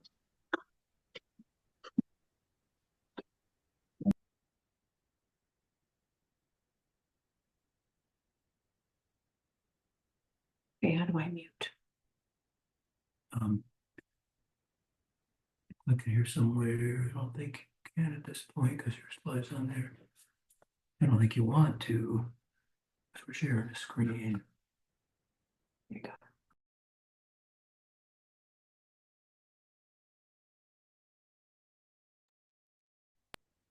Hey, Katie. Hi, how are you, John? I'm doing well. How are you? Good, good. So far, so good. Katie. Things have been going pretty smoothly here. That's a Good. new format for me. I've never seen anything like it. New format for us too. Yeah, I'm sure. Well, it made me feel old. Oh, did it? No, It don't let did. it. No, don't let it make you feel old. This is, I guess, the way that NISAC does their conferences now, and so we just kind of use what they've done before, and the gather thing is okay. I mean, Zoom's this is easy. The Zoom part's easy. The gather is a little different. Just the next thing forward, Katie. I guess It's nice. I kind of like it. it makes it a little bit more interactive, I guess. Yeah. And you can change your avatar and stuff. Somebody said it looks like Minecraft to them. I don't know if anyone has children that play Minecraft, but it does look like that pixely kind of I world. will say it's a whole lot less walking than like a normal conference. We're not getting our steps in, that's for That's sure. right. No, not at all. And I was in there for a little bit. I had to close it out because with running the Zoom on the background, and then people were talking in there, it was interfering. So I just closed out together. Oh.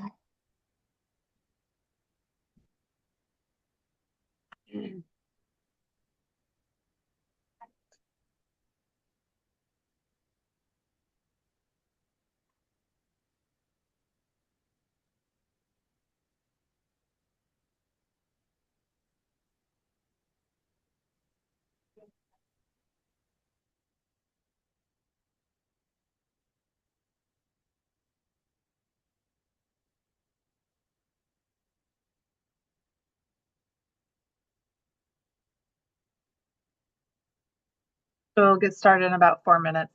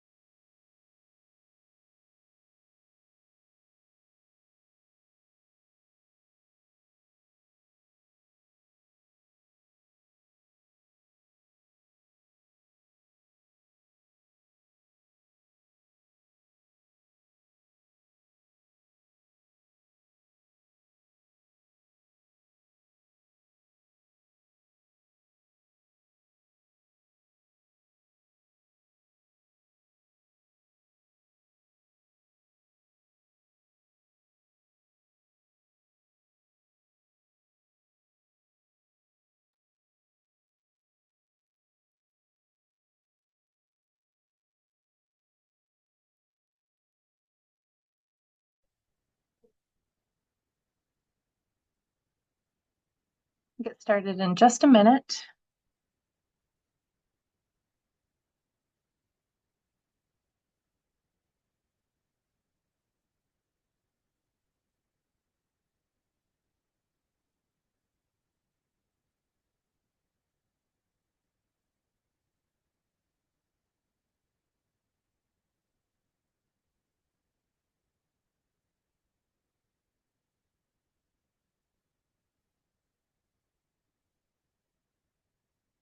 All right, we'll get started. Welcome back. Hope you had a nice break. Oh, we got somebody else. And we are starting the second part of the morning session. You're in the Recreation and Tourism track of the 2024 Conference on the Environment. Welcome back. I'm excited to introduce two speakers to our Youth and Urban Groups Recreating and Nature session. We have Julie Rubenstein from Camp Woodlot, which is located in the town of Forestport. And we have John Souva III, who is with the Tug Hill Tomorrow Land Trust. So with that, I will turn it over to Julie and John. Hi, Katie, thank you.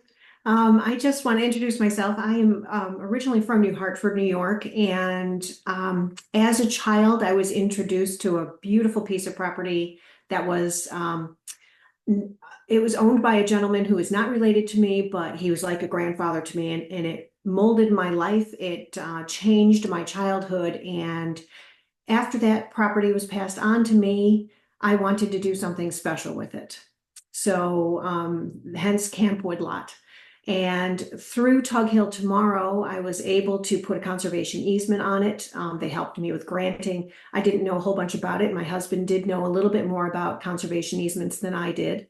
But I'm just here to kind of give you some ideas of what you could do with your property and the benefits that you can have, not only for yourself, but for society in general. So we named the property Camp Woodlot. And I did that when I put it into an LLC, because back in the early 1900s, it actually was the woodlot for Forestport, if you go back through all the deeds, when they were building the extension of the Erie Canal. So that's where they got a lot of their wood from to do the foundations. So that's where woodlot came from. And I thought it would be good to try to get people who live in the city and don't otherwise have a chance to get out and enjoy the woods, giving them someplace to go. So the property was, nope, we have technical difficulties right now. I have my IT guy right here. Okay. There we go. Okay, There you go. the property history, the property was purchased originally in that I know of by this gentleman who was not my grandfather, but really was my grandfather in 1947. He bought the first 100 acres after he came back from World War II, and he got some type of granting through the Army. So he was able to purchase 100 acres originally. My father at the time had been brought under Larry's wing, and they built a log cabin that Larry ended up living in until he was 83. The log cabin was burned down as a training for the fire department in 1989 after Larry had passed away, and it was kind of falling apart at that point. So during the course of my dad's upbringing on this piece of property, and this property really was so special to my father, and Larry was very special to him. Like, he taught him how to hunt and how to fish and how to do taxidermy and all the wonderful things that a boy needs to learn so that he doesn't go down the wrong path. But during that time, Larry worked him hard, and they planted over 10,000 trees between 1952 and 1958. Because, like I said, too, it was the woodlot, and it had been pretty much clear cut. So they decided that they wanted to bring it back and make it a forest again. And it is a beautiful forest now. So when my dad was in the Army, he was sending all of his checks back to Larry, and through with that money that he earned from the Army, they were able to continue buying land. One section was an 8-acre and it was through a creek, and they built a dam. They couldn't be doing that now with the DEC, but they added enough property through a creek that they were able to make a pond, and they stocked it with fish, and they pretty much lived off of the land up there. So then my uncle Ed came in, and he was a mechanic, and he started bringing up machinery up there. They were able to build a dirt road. He maintained the property, and they would put together all kinds of parts and robotic type things that they could use. Nothing, they never passed a junk pile without pulling out something that they could use at camp. So it was just a great experience for everybody up there.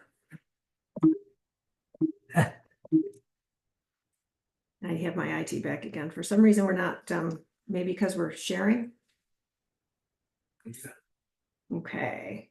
So once my father passed away, I inherited the land.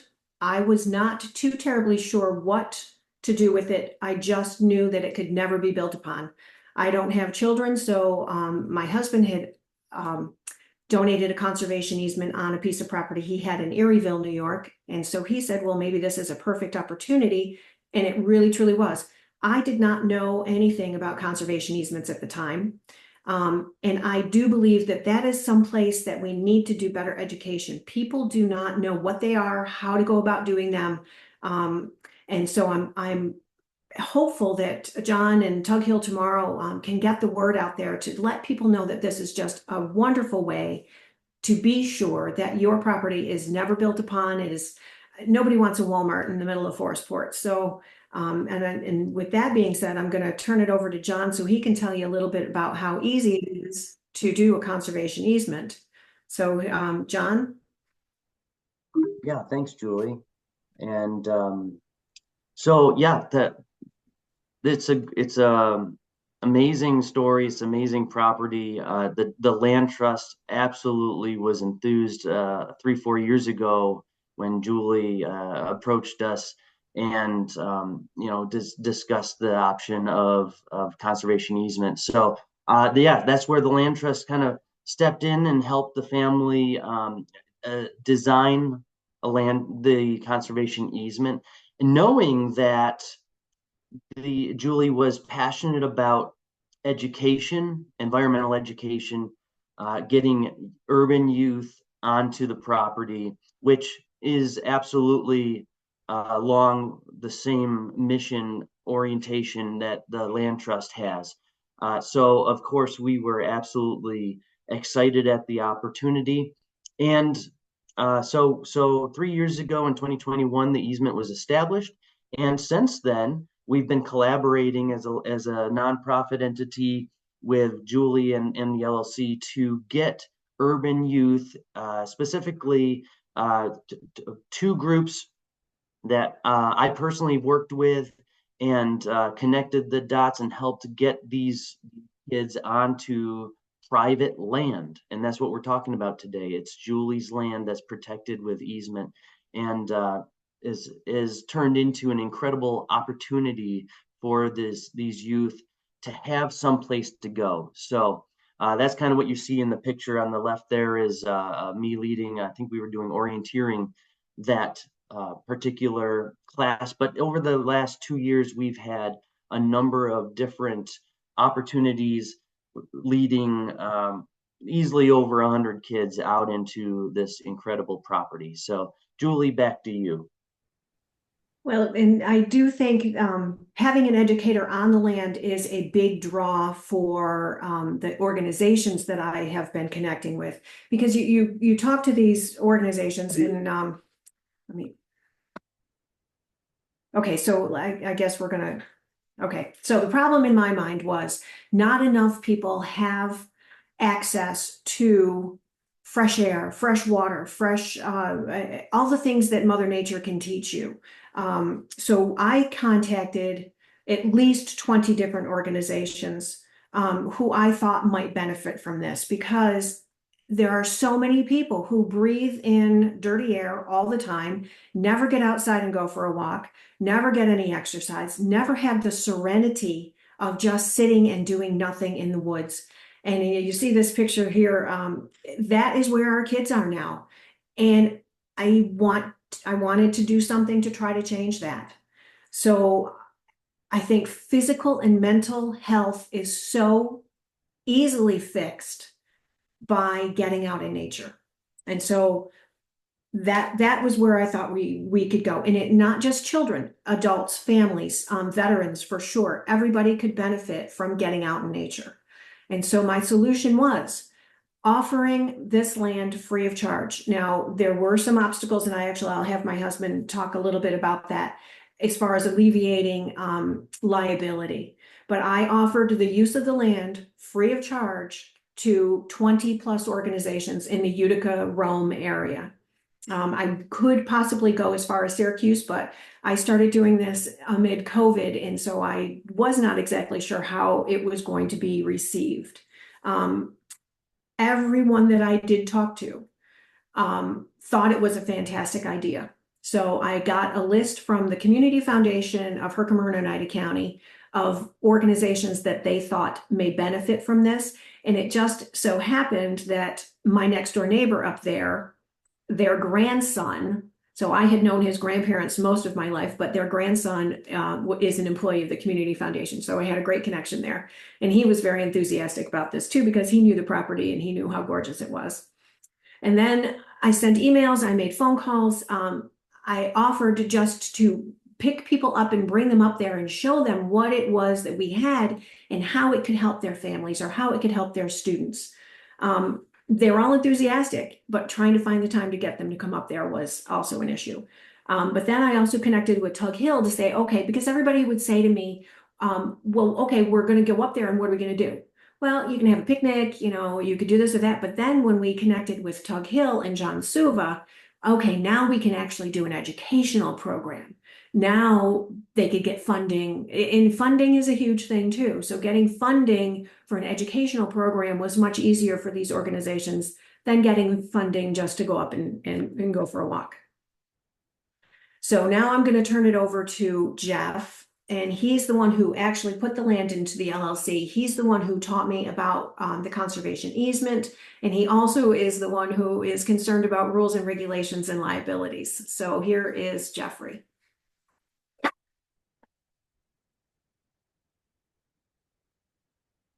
Okay, so she told you I am not Julie, but every family is required to have a worrier in the family. Maybe you are the worrier, maybe it's somebody else, but I am the worrier in our family. So if you need any extra help and things to worry about, here is one, and that is if people come onto your property that are not your personal relatives or friends or invitees, then there is a risk that you have that if something goes wrong and somebody sues you, your homeowner's insurance policy will probably not cover you. They will cover you if your cousin visits you at your house, but if it's some other property you don't live on and it's not somebody you know personally, you may have a problem.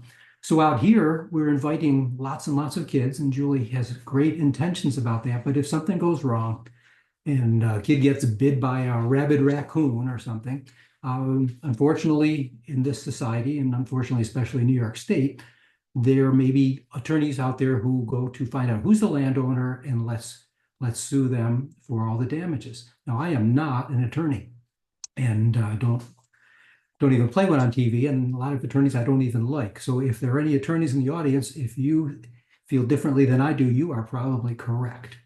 But in thinking about that kind of a problem, an LLC is a limited liability company or limited liability corporation, and each state has their own regulations for that.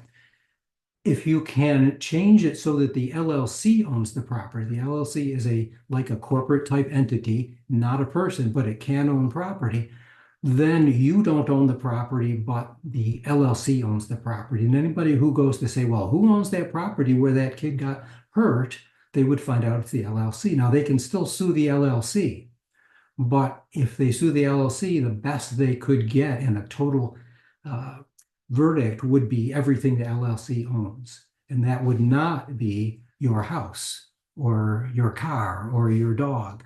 All they could get is what the LLC owns. So it does give you some protection from personal liability. It doesn't take away all of it. but it takes up some of it so that you don't worry as much that they would take away what you have, everything you have. There's some other advantages of an LLC is that if the LLC owns the property and you want to transfer the ownership, you don't have to go and sell the property and go through all the deeds and the transfers and the attorneys and all that. You could just sell the LLC, and you could sell it to one or more people, even your kids, or transfer it for free.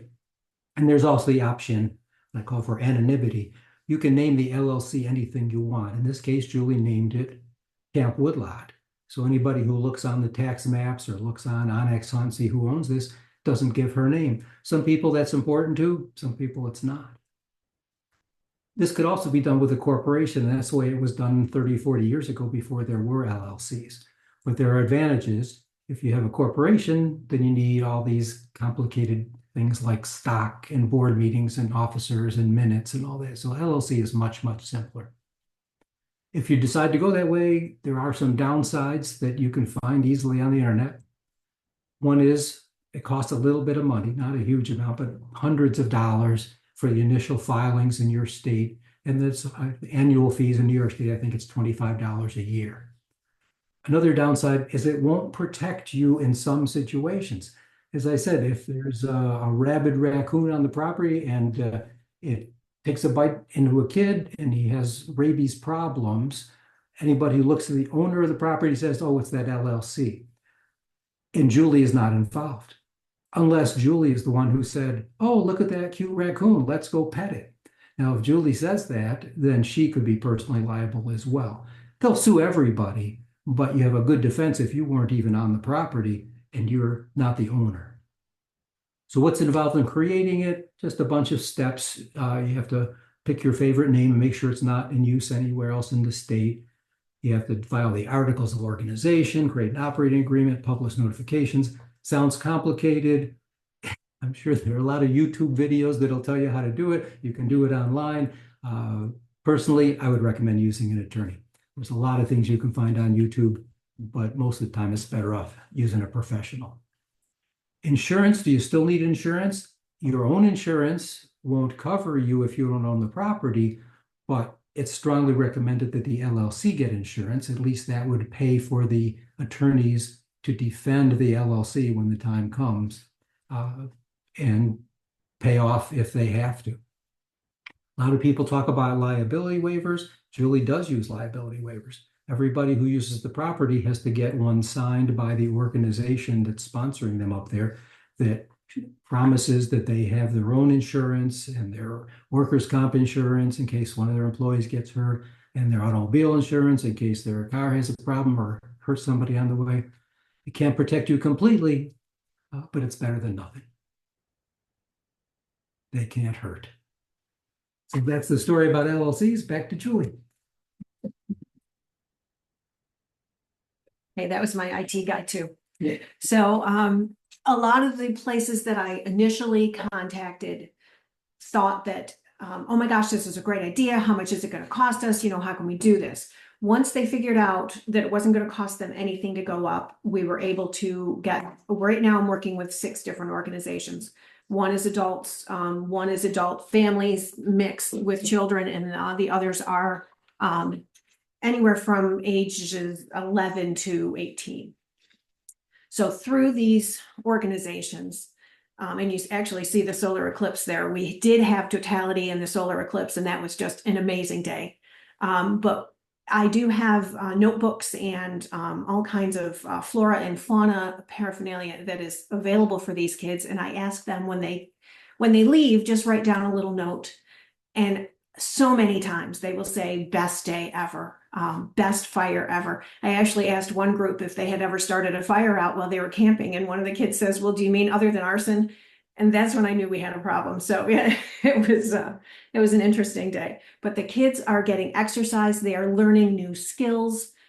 They are seeing things that they have never seen before. We scared up a grouse one time, and I thought for sure that some of the girls were just going to have to like run all the way back down to Utica. But they're going back. They're telling their friends. They are having a wonderful time. It is a mental health day for everyone involved. the wildlife that we have seen, and I like to follow along on scat. I tell everybody, okay, this is what this animal ate, and so therefore this is what it could be. That does skeeve out some of the people, but we have seen some really good scat. We have not seen any bear, but we've seen some other great things. Some of these kids have never even gone to their local park, and we are from the Utica area. There's an Olmsted Park there. It's called Proctor Park. It is gorgeous. It's the same architect that designed Central Park in New York, and these kids live no more than 5 or 6 blocks away, and they have never been there. Now they're telling me they're going to the park. They're getting out. They're enjoying nature. And I did just read an article on mental health, and nature is good no matter how you find it, but diversity in nature is even better for mental health. So if we can get these kids up there and we can see 15, 18 different kinds of trees and different kinds of birds, and you get the Merlin app and you listen and you say, oh, that's a blue jay. It's putting new and important things into their brains. And I just think that that is an amazing thing. So some kids belong to multiple of the groups, and they will sign up to come up with different groups just so that they can come, which to me is a huge success. And one other thing that has been really, really good as far as organizations cooperating, the veterans have a van. So if Midtown Utica doesn't have any transportation for these kids, the veterans are allowing them to borrow their van and their driver.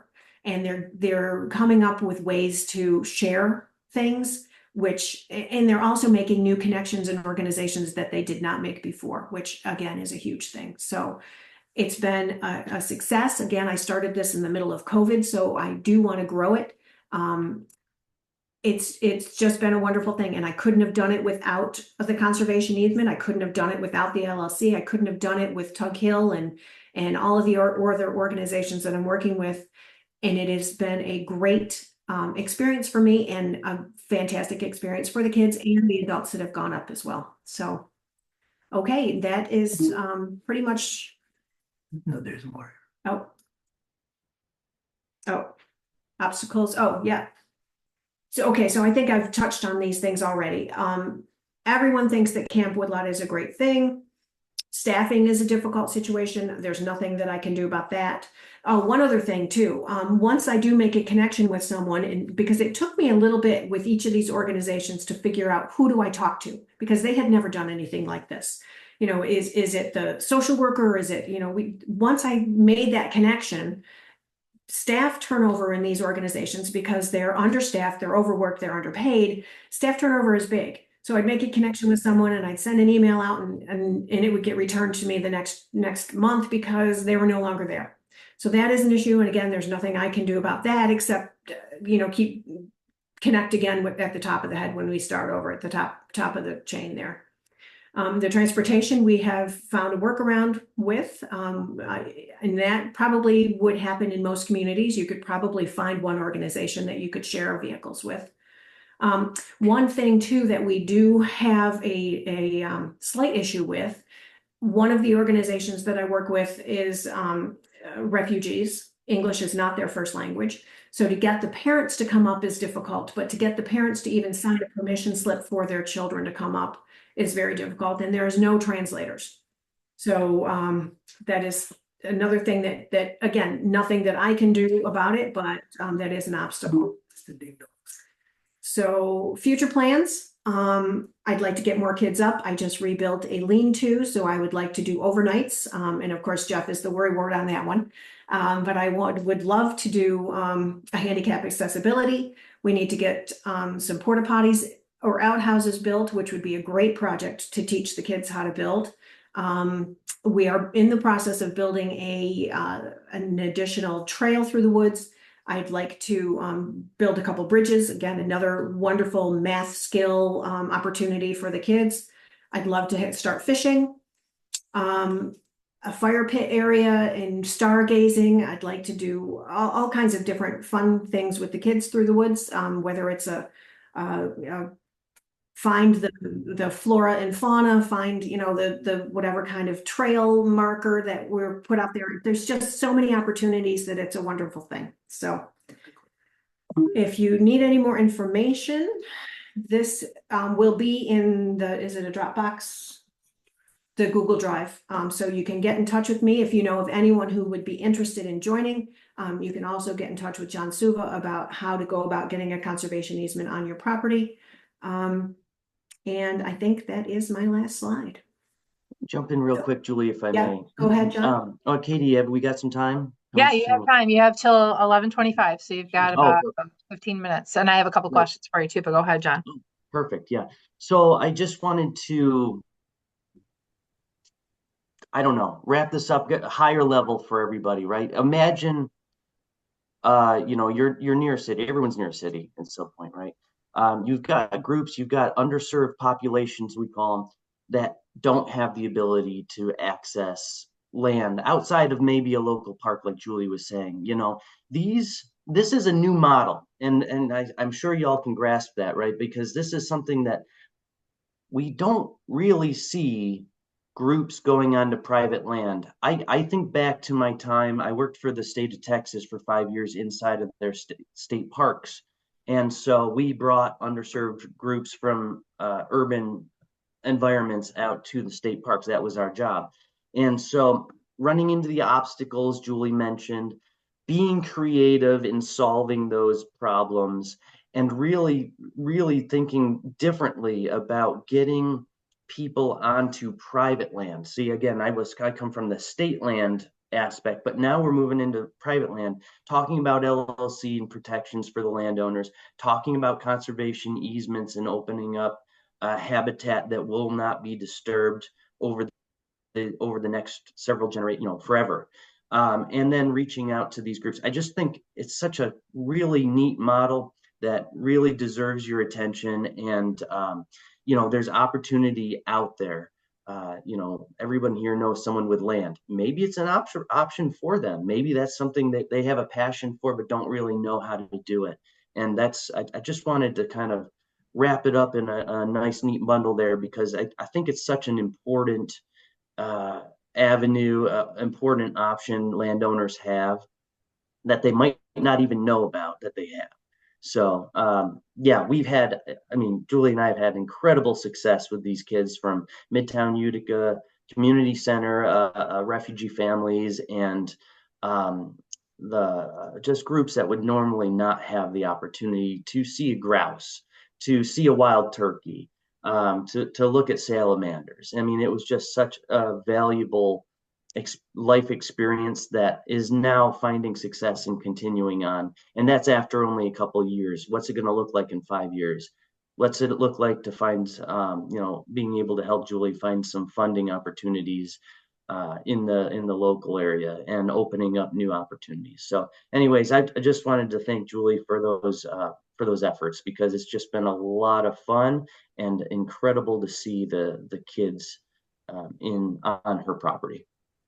And I just now got a message from the gentleman that runs the amends program. And that's a program through the YMCA through Utica, New York. And it is at-risk kids between ages 11 and 18. And he says, oh, I'm just now, he's using a trip to Camp Woodlot as the prize per se for attending all of his seminars. So that's going to be their gift when they are done, if they come to all of them. So he was just checking with me to make sure that was still okay. And his kids are amazing, because again, too, a lot of these kids have never been off concrete, and nor has he. And so he, being the leader of these kids, he's a pleasure to work with, and he's a lot of fun. And he's just a fun guy, and the kids love him, and he's great with them, and he's great to work with. So that's one really good program. So we'll hook something up for soon before the snow flies. He doesn't like snow. And that's another thing too. I was able to, a friend of mine was going out of business that owned a ski shop, and he allowed me to purchase at cost. I have now 15 pair of snowshoes, and we had a group of 12 kids come up it was in the late fall. 12 kids had never been on a snowshoe before, and 12 kids had a great day. So that was really good. Thank you, Julie and John. It is a different model, and I'm glad John highlighted that.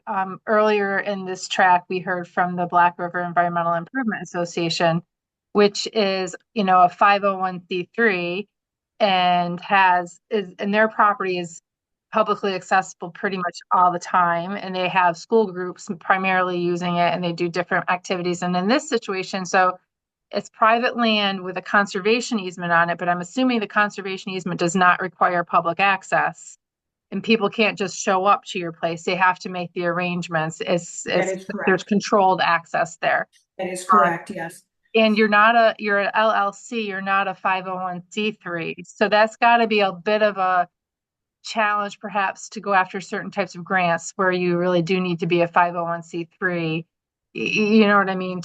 Right. So And I'm curious about that and how you think that'll, what kind of funding sources will you be able to access, or is it through partners like the Land Trust that you might be able to use their 501c3 status to then apply for something for a specific event or something like that?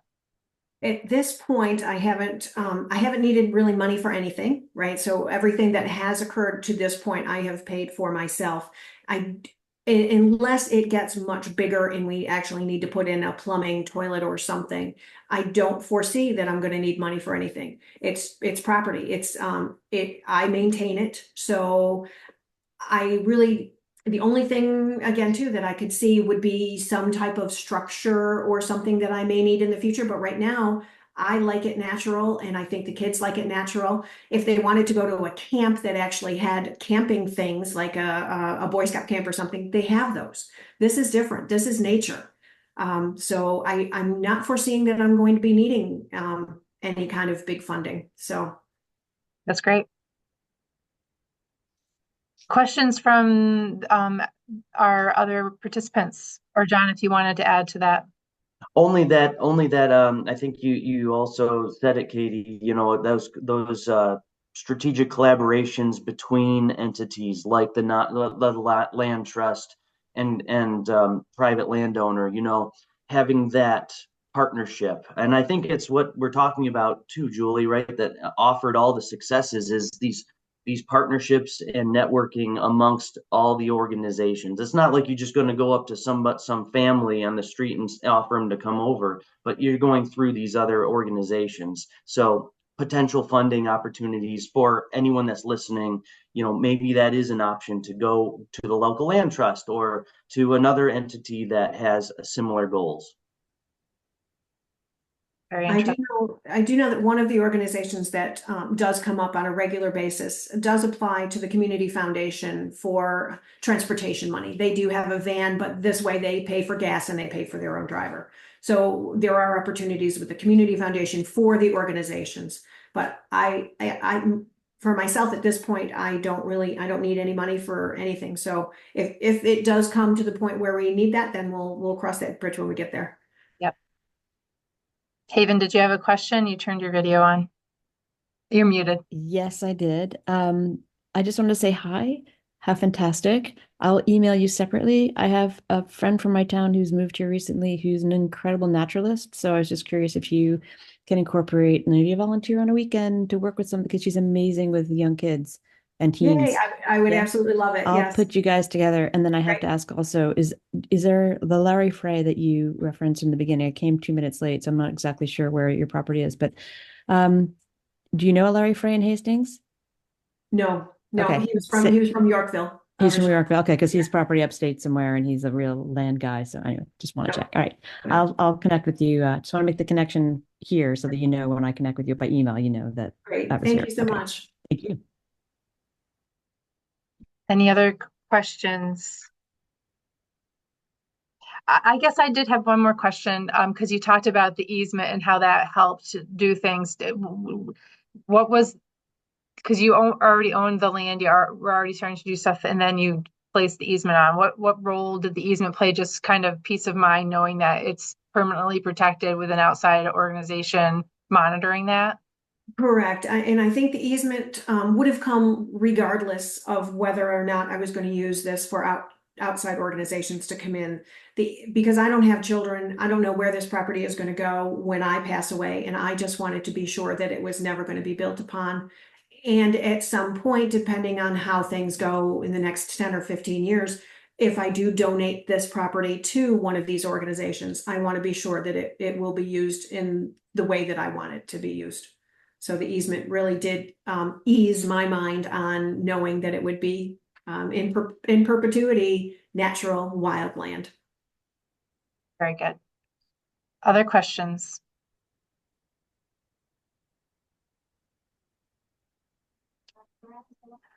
Well, if we don't have any other questions, we can wrap up. I really appreciate, I'm ashamed to say that I really, until I heard this presentation, was not aware of what was going on at Camp Woodlot and Forestport. So I would, I'll have to ask John if I can tag on to something at some point, because I'd love to see the problem. We would love to have you. So we've got about 5 minutes. So if people need to take a quick break, we'll have our last session of the morning starting at 11:25. That's going to be Time Ferris, who I think was here. Hopefully he's still here. There he is. He is talking about the Boonville Environmental Conservation Council and the Conservation Advisory Council. So just give yourself another 5-minute break if you need to take a breather, and we'll start in 5 minutes. Thank you again, Julie and John. Thank you. Thanks, Katie. I'm going to make you co-host so you can, you're moving around the screen here. Let's see, make you a co-host so you can share. Great. There you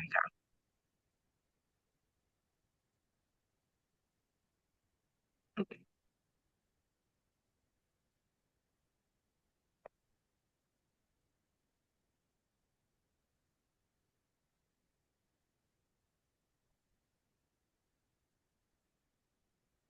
Looks good.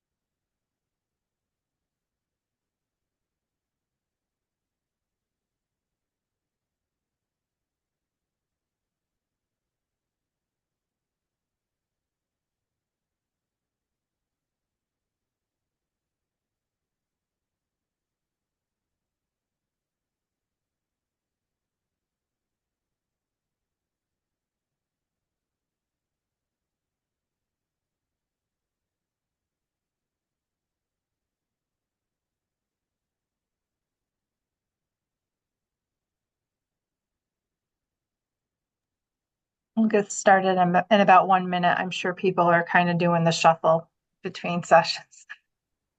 Sounds good.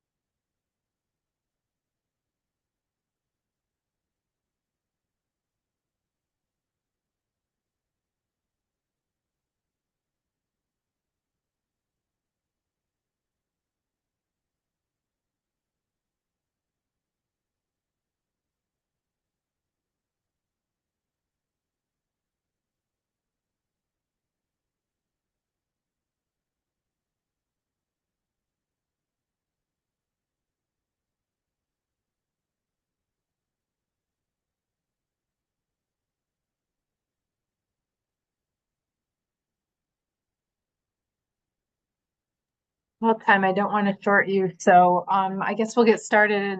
I'm guessing some people will join us as time goes on, and I also think a lot of people are trying to decide between sessions, and they're going to enjoy the recordings at the end of the day. So, oh, here's somebody here, and I apologize. Absolutely.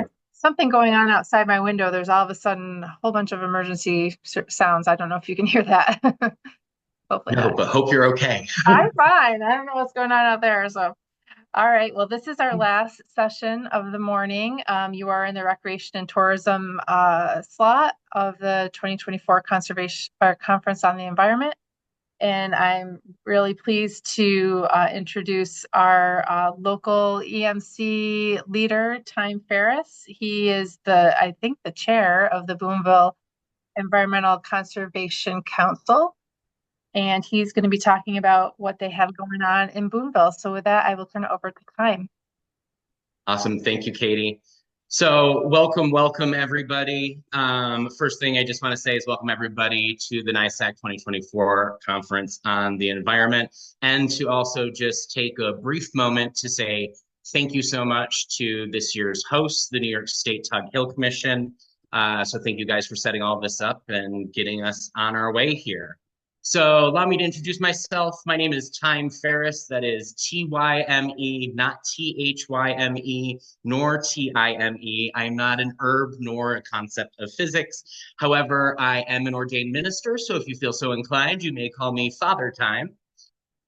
My experience goes from coast to coast. I used to work in the fashion retail world, where I used my environmental stuff to work really strong with companies like H&M, Diesel, trying to get away from fast fashion and creating more sustainable clothing. I worked with US expansion with a lot of these companies, transitioned into health and wellness industry, where I'm now currently really in with the cannabis field and doing a lot of consulting and things of that nature on the side. Back in 2022, I was awarded from Politics New York, as well as AM Metro New York, Cannabis Industry Power Player for 2022, as well as LGBTQ+ Power Player for a bunch of my work. You may have seen me published or appeared. I've been in international, national, local, and everywhere in between as far as stuff. Here's a bunch of places that you may have seen my work, or you can go and check out podcasts or other speaking engagements that I've done through a plethora of those sites. Currently, I am the founder and owner of Pantheon Perspective, LLC. I've recently joined the board of directors here at NISAC, the New York State Association of Conservation Councils.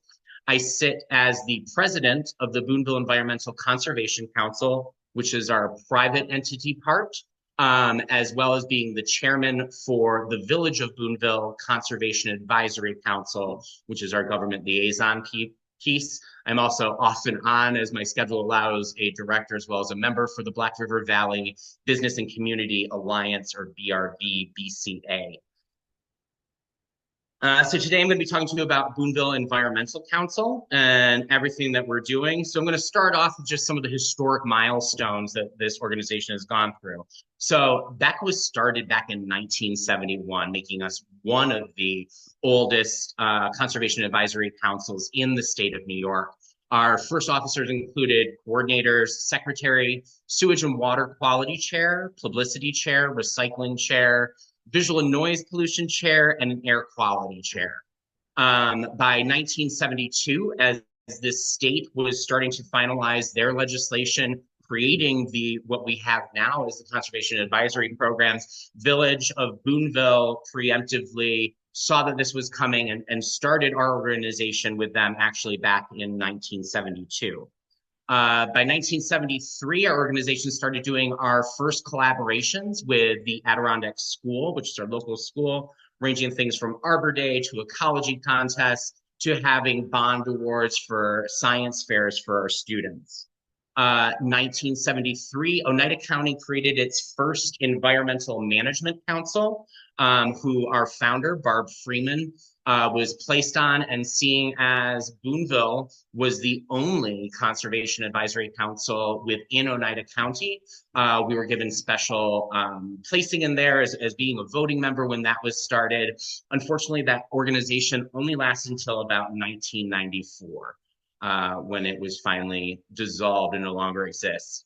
1974, Boonville Environmental Council created the first recycling center that existed in New York State, with one of our founding members making the comment that this country cannot continue to be a throwaway its resources. The initial facility was located behind our elementary school. It primarily focused on newspaper, glass, and magazines. And we actually did all the glass crushing physically on site by local volunteers. And it was all then donated for manufacturing resources to the local Ethan Allen furniture plant. By 1978, we started a really amazing program within our schools, our Environmental Awareness Day, where we took a full day for students in elementary and junior high, educated them on camping, endangered species, firearms, nuclear energy, trapping, outdoor sports, beekeeping, forestry, learning about the marshes, bike repair, flower arranging. And my personal favorite with the whole thing was in 1978, we also brought one of the first electric cars, and oh, how far we've come since then. By 1978, we also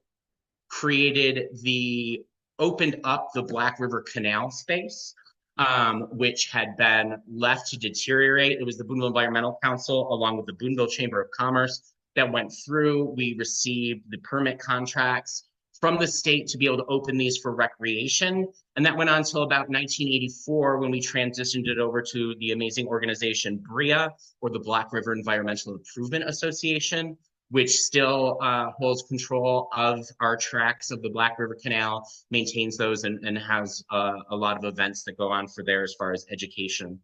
By 1979, we had finally convinced the town of Boonville to add a CAC as well to them. 1993 to 2006, our organization went through kind of a rough patch. So the Oneida County Solid Waste Authority had pulled up an area of roughly 15 municipalities that were going to need to put in a dump. Our organization, BEC, Boonville Environmental Conservation Council, took the approach that it was just our turn in this, and that landfills are an unfortunate part of our reality and of our environment. And rather than going with the ACAL group, which was the Able Committee activists of locality, we really kind of butted heads, and it really took a lot of strain on our organization. The original members that held it still managed to go through, bring us on as a climate smart community in 2014. 2017, we added Boonville on as a clean energy community. And then by 2021, that group that had been with us since 1971 finally passed the torch on to the group of 12 members that we currently have within our organization that help support us in volunteering and keeping all of our momentum going with what we're doing. So the key focus that I'm going to be talking about today is basically what the basics were that when we took over our organization, what we brought it back to. And those are relying on compliance, technology, social media, branding, fundraising, collaborations, and educational engagement. So we're going to talk a little bit about these things, what it meant for us and what it might mean for some of the organizations that are also joining us today. So our first stop here is going to be to discuss compliance. So of 1,853 environmental nonprofits across the state, currently 270 are CACs or CABs, which means that 85% of our environmental agencies in New York State are privately held. So one of the very first things that we did when we took over, especially since we had such an older organization that was before a lot of the state compliance pieces went into effect that are currently in place. First step for us was just verifying with the Department of State that our entity was declared there. We were registered with the state. We were not when we took over. So as part of that, we needed to draft bylaws for our organization since there weren't any of those that existed yet. We had to get ourselves updated and current for the current climate with conflict of interest policies that I'm sure that probably many organizations that are in here probably don't have, but you should for your compliance. each one of those needing to have a signed off addendum from each one of your directors that agrees to those conflict of interest. The same thing happens for equal opportunity organization and anti-discrimination policies. So making sure that we also had those as sign-ins. We got our organization registered as a CHAR 500 in New York State, which really was a major component for us with being able to open up our ability to take on grants and things of that nature. And then finally bringing on liability insurance, something that the organization had never had before, but with our trash pickups, our educational programs, and all of these things, it was in our best interest to bring those on and highly recommend it for everybody else. Next, I want to talk about technology. So Google Workspace is where our group decided to go into. Roughly 20 to 30% increase in productivity is what non-for-profits across the country see when converting over into a Google Workspace. So what does Google Workspace mean? So it means it helps with collaboration. It brings significant cost savings. It allows for mobility and remote work, which for us, especially as a completely volunteer run organization, is crucial to us to be able to accommodate people's work schedules, other volunteer things, and family life and focus. As well as with using it, it gives you security and compliance and peace of mind that the projects and stuff that you're working for, your information is being protected in an appropriate manner. So most people have seen in switching over to Google Workspace programs a 15 to 20% less time on manual tasks that come as a result of that. So the Google platform comes across a variety of areas. There is the Google Mail or the Gmail. We created one for our organization for everybody to be able to have access to and use. It gives us a singular source for all of our information to go into. It also allows us to be preemptively ready for when there's transitions of individuals that are in charge. Too much of our history of our organization in particularly was really lost because so much was in handwritten notes and things that lived in person's home filing cabinets and things of that nature. So in getting us over to Google, we make sure that our information is stored and can be consistently accessed for years to come with our programs. We use Google Shared Drive as our file storage solution. This has done a tremendous amount for our organization with allowing us to be doing virtual collaboration. So that collaboration comes from the ability to do Google Sheets, which is the equivalent of your spreadsheets and things of that nature that you're used to, making it so is that we can live in real time be working on projects like this across the group. This one that's up here is an example from our Boonville Community Harvest program, which is our farmers market and environmental education program that we have. That was part of our planner there. Google Docs, whether it's something like creating our meeting minutes, making sure that those are shared. We take the freedom of information law to the highest extent here. We make sure that our personal drive, as well as all of our documents like these, are constantly shared with the public, whether that's link sharing directly to the village municipality that we work with, or if that is just getting it posted on social media and things like that. So is that the community constantly can stay informed in what we're working on and doing. Google Calendar was another piece of this that's really crucial for us. With everybody's schedules, it makes it a nice streamlined way. People can get reminders on a regular basis and be able to access direct links to things like those agendas while we're operating. Next, we went and did a focus on social media. So we chose to go through and work with Facebook, Instagram, and LinkedIn. So our reasons for those. So Facebook offers a more diverse audience and great tools for community engagement. Organic outreach can be lower. In our demographics that we have here in Boonville, we do have a significantly larger older population, which means that a lot of the other social media pieces that are out there that may have great penetration for youth just don't work for us. The majority of our people do use the Facebook platform for that. We use Instagram as our, in lieu of going something like TikTok, that I know myself, as well as the majority of the people on our board, are a little too old for that. So this allows us to still get that youth engagement. It generally delivers the highest engagement for nonprofits, especially for younger, visually driven audiences. Last, we have our piece with our profiles on LinkedIn, creating for professional engagement, corporate sponsorships. It's lower engagement overall, but it really is how we tend to find the resources, like collaborating with other environmental organizations around here and creating those relationships. The next really big deep dive that we took was on our branding. Our original logo was a simple pine tree. We had a group that formed another logo showcasing one of our local places, but everyone still wasn't familiar with that. So we decided to pull it into some polling that we did with having a local artist try to create some new logos for us. We voted on it amongst our council members and also put it out to the public so that they could all feel involved as well.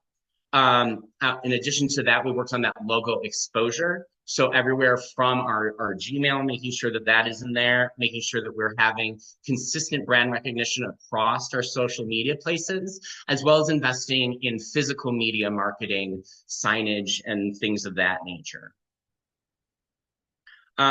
So also with that, it's making sure that you're using it in all of your marketing. You're using watermarks, you're using letterhead.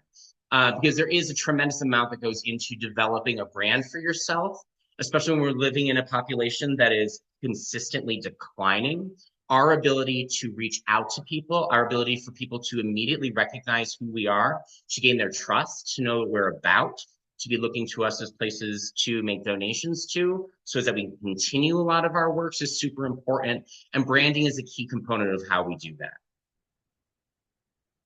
Can't emphasize enough in using these Google Docs and forms to template everything, making it really easy for all users to use and doing things that are consistent yet unique. So as you can see in these again were for some of the activities that we do with our farmers market program. So just changing those up a little bit, but immediately there are those visual components that draw you in, that no matter where you find this image online, or whether it's in physical press or flyers or things of that nature, you immediately know that it comes back to our brand. So branding is super important because it creates increased trust and credibility. It attracts donors and partners to your organization. You improve engagement and loyalty because people are familiar with that and bring it back to it. You're able to increase awareness because your messages don't come off as random. It is known that it's coming from your organization. It is known that those messages and awareness, that education that you're doing, comes back to a really core component of your organization. It builds community and advocacy, enhances fundraising efforts, as well as attracting other talent for other people to join on to boards and things of that nature. When people are searching through our current society of lack of attention span, it's that quick logo presentation, it's that consistency of color usage, it's that consistency of fonts and things of that nature that really help to solidify an organization like ours. From fundraising, we do get some from our local municipality as far as being a CAC. We have struggled some though. When our former group decided to transition out, at that point in time, like I mentioned earlier, we had both the town advisory council as well as the village advisory council.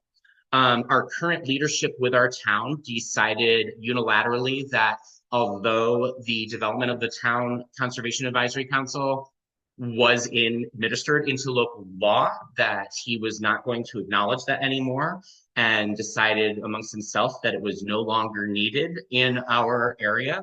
So we lost that part. We have maintained our relationship with the village, but even with that, our village has only historically given us a total of $47 a year to help us maintain all of the efforts that we do.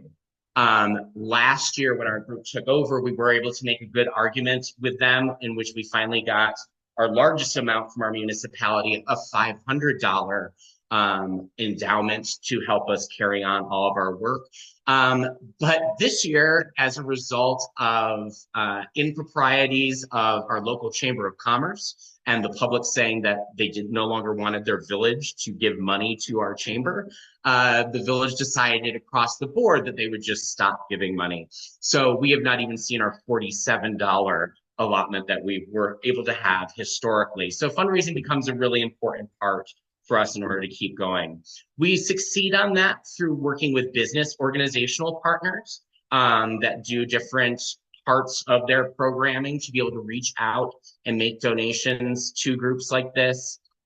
Because we have our CHAR 500 filing and we did get all of our back paperwork done with that, we are allowed to go through the New York State Grant Management Program, which we currently have been awarded grants for our environmental educational programs through our Boonville Community Harvest Farmers Market. We look out to other environmental organizations such as ANCA, who has their Compost for Good program that we have applied for as we're trying to continue to lead progressively in developing a composting program here for the village and town. We do a lot of grassroots fundraisers. That includes a lot of raffles and things of that nature, like fundraisers. We updated our system to be able to allow for online pay systems like Venmo, so is that people more easily on the fly could go through, log on whether they're with us or not in person, to be able to still give donations to our organization. And we also opened up a drop ship branded gear.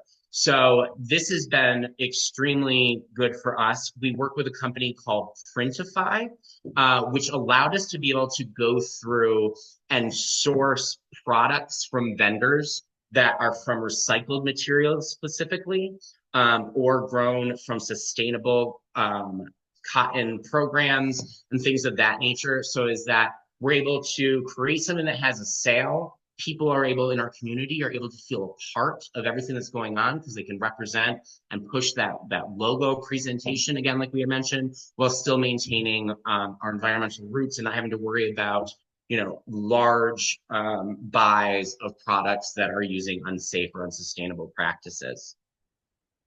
And then finally, we developed our sponsorship programs. So again, because we went through and created our strong logo and branding presence, we can use that to leverage finance from our other local businesses, several of which work with us steadily on the ready for helping us. It can be one-off projects that we're doing that they work on us with, or a lot of these folks, again, go through our Boonville Community Harvest program that allows us to bring in the funds that support the majority of our other endeavors throughout the year.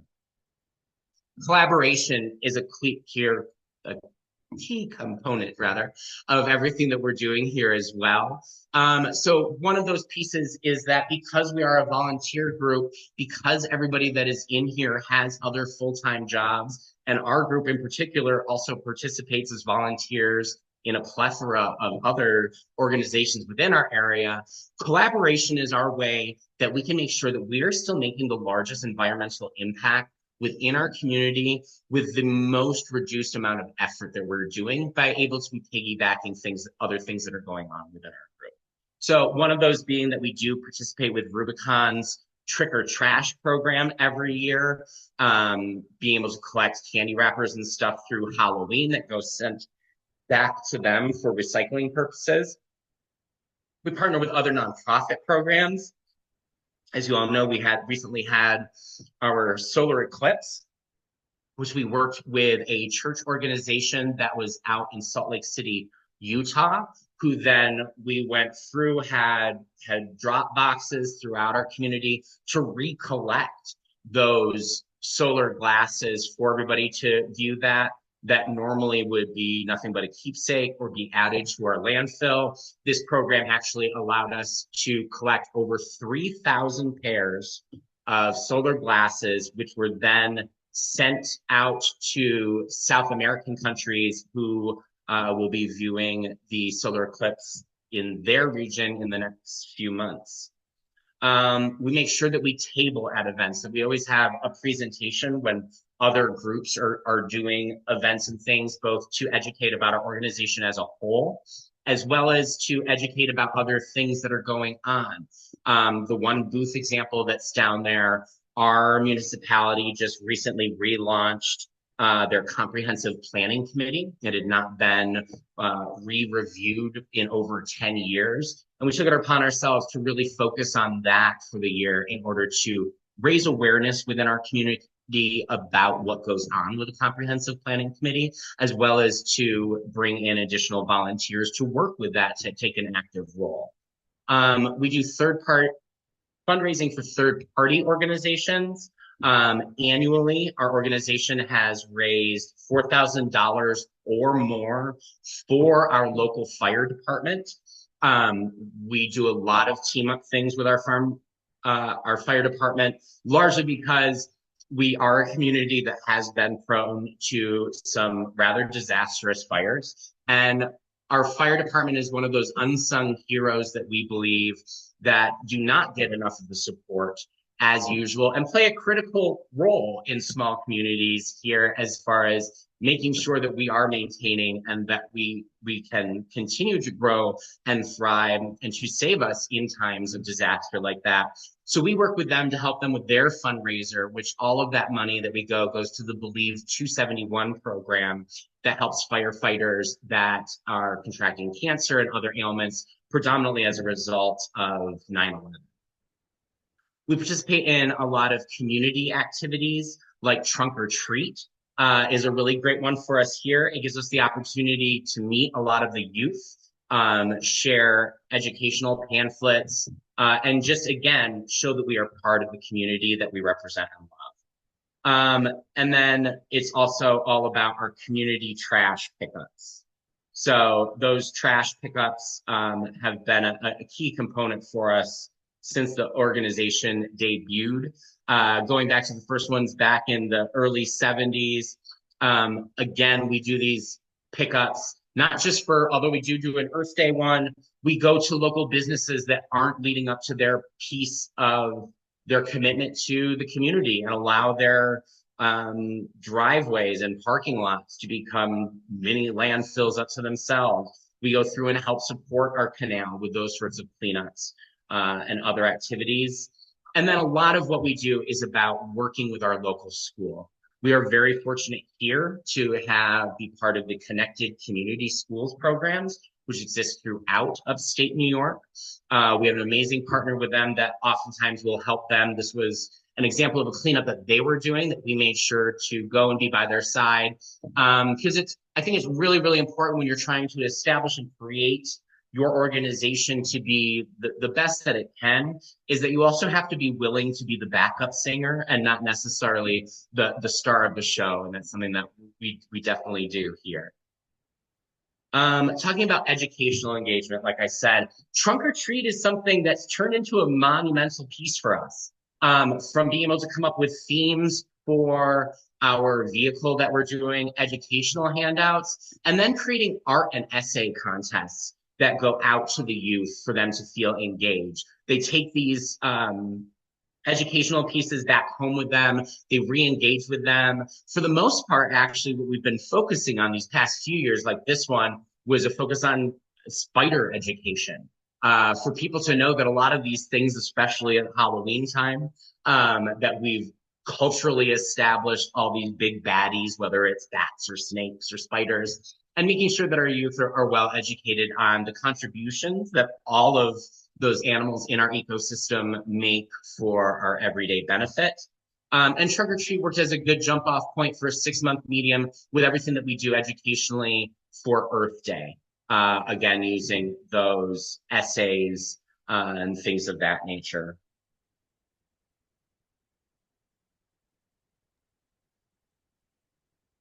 Time, you've got about 5 minutes. Oops, I'm sorry. Just letting you know, 5 minute warning. Yep. Environmental Awareness Day, we're super excited to be bringing that back. And we also have started a really amazing policy internship program here. Again, we use our Boonville Community Harvest Farmers Market as the jumping off point for that. where we bring in students from the high school. It is a 19-week program. They get hands-on not only business knowledge as far as being able to work with vendors, but also as part of their end of time activities. They go through and actually present a piece of policy of something environmentally focused that they would like to see change. That was a lot of rambling on me on all the things that we're doing. I'd like to just open it up now for questions. Thank you, Time. Feel free to unmute yourself and ask Time a question or put it in the chat. I know I just learned a lot. You guys have a lot going on. And I'm also impressed that you've gotten the whole Google Workspace thing figured out. I sit on a nonprofit board and we keep talking about we need to do Google Workspace, but we just haven't gotten to do it. It was a game changer for us because it's also allowed us to do things like all of our monthly meetings, which this evening at 7 o'clock, we have our monthly meeting after the meet and greet over at Woodland that I'm hoping that I see a lot of your faces over at. But we're able to, because we're using that Google platform, not only have it in person. Usually today we won't be because of the other events going on, but usually we meet at the Dodge Pratt Northern Community Institute that's over there, while also broadcasting virtually. So is that people, regardless of the weather or maybe even their physical capabilities, can always still join and be a part of it. Nice. Any other questions for Time? I also thought your slides were very well. I was impressed with some of your transitions and graphics. I need to step my game up. And speaking of that, you can go catch me on one of the other Zoom links in just a few short minutes.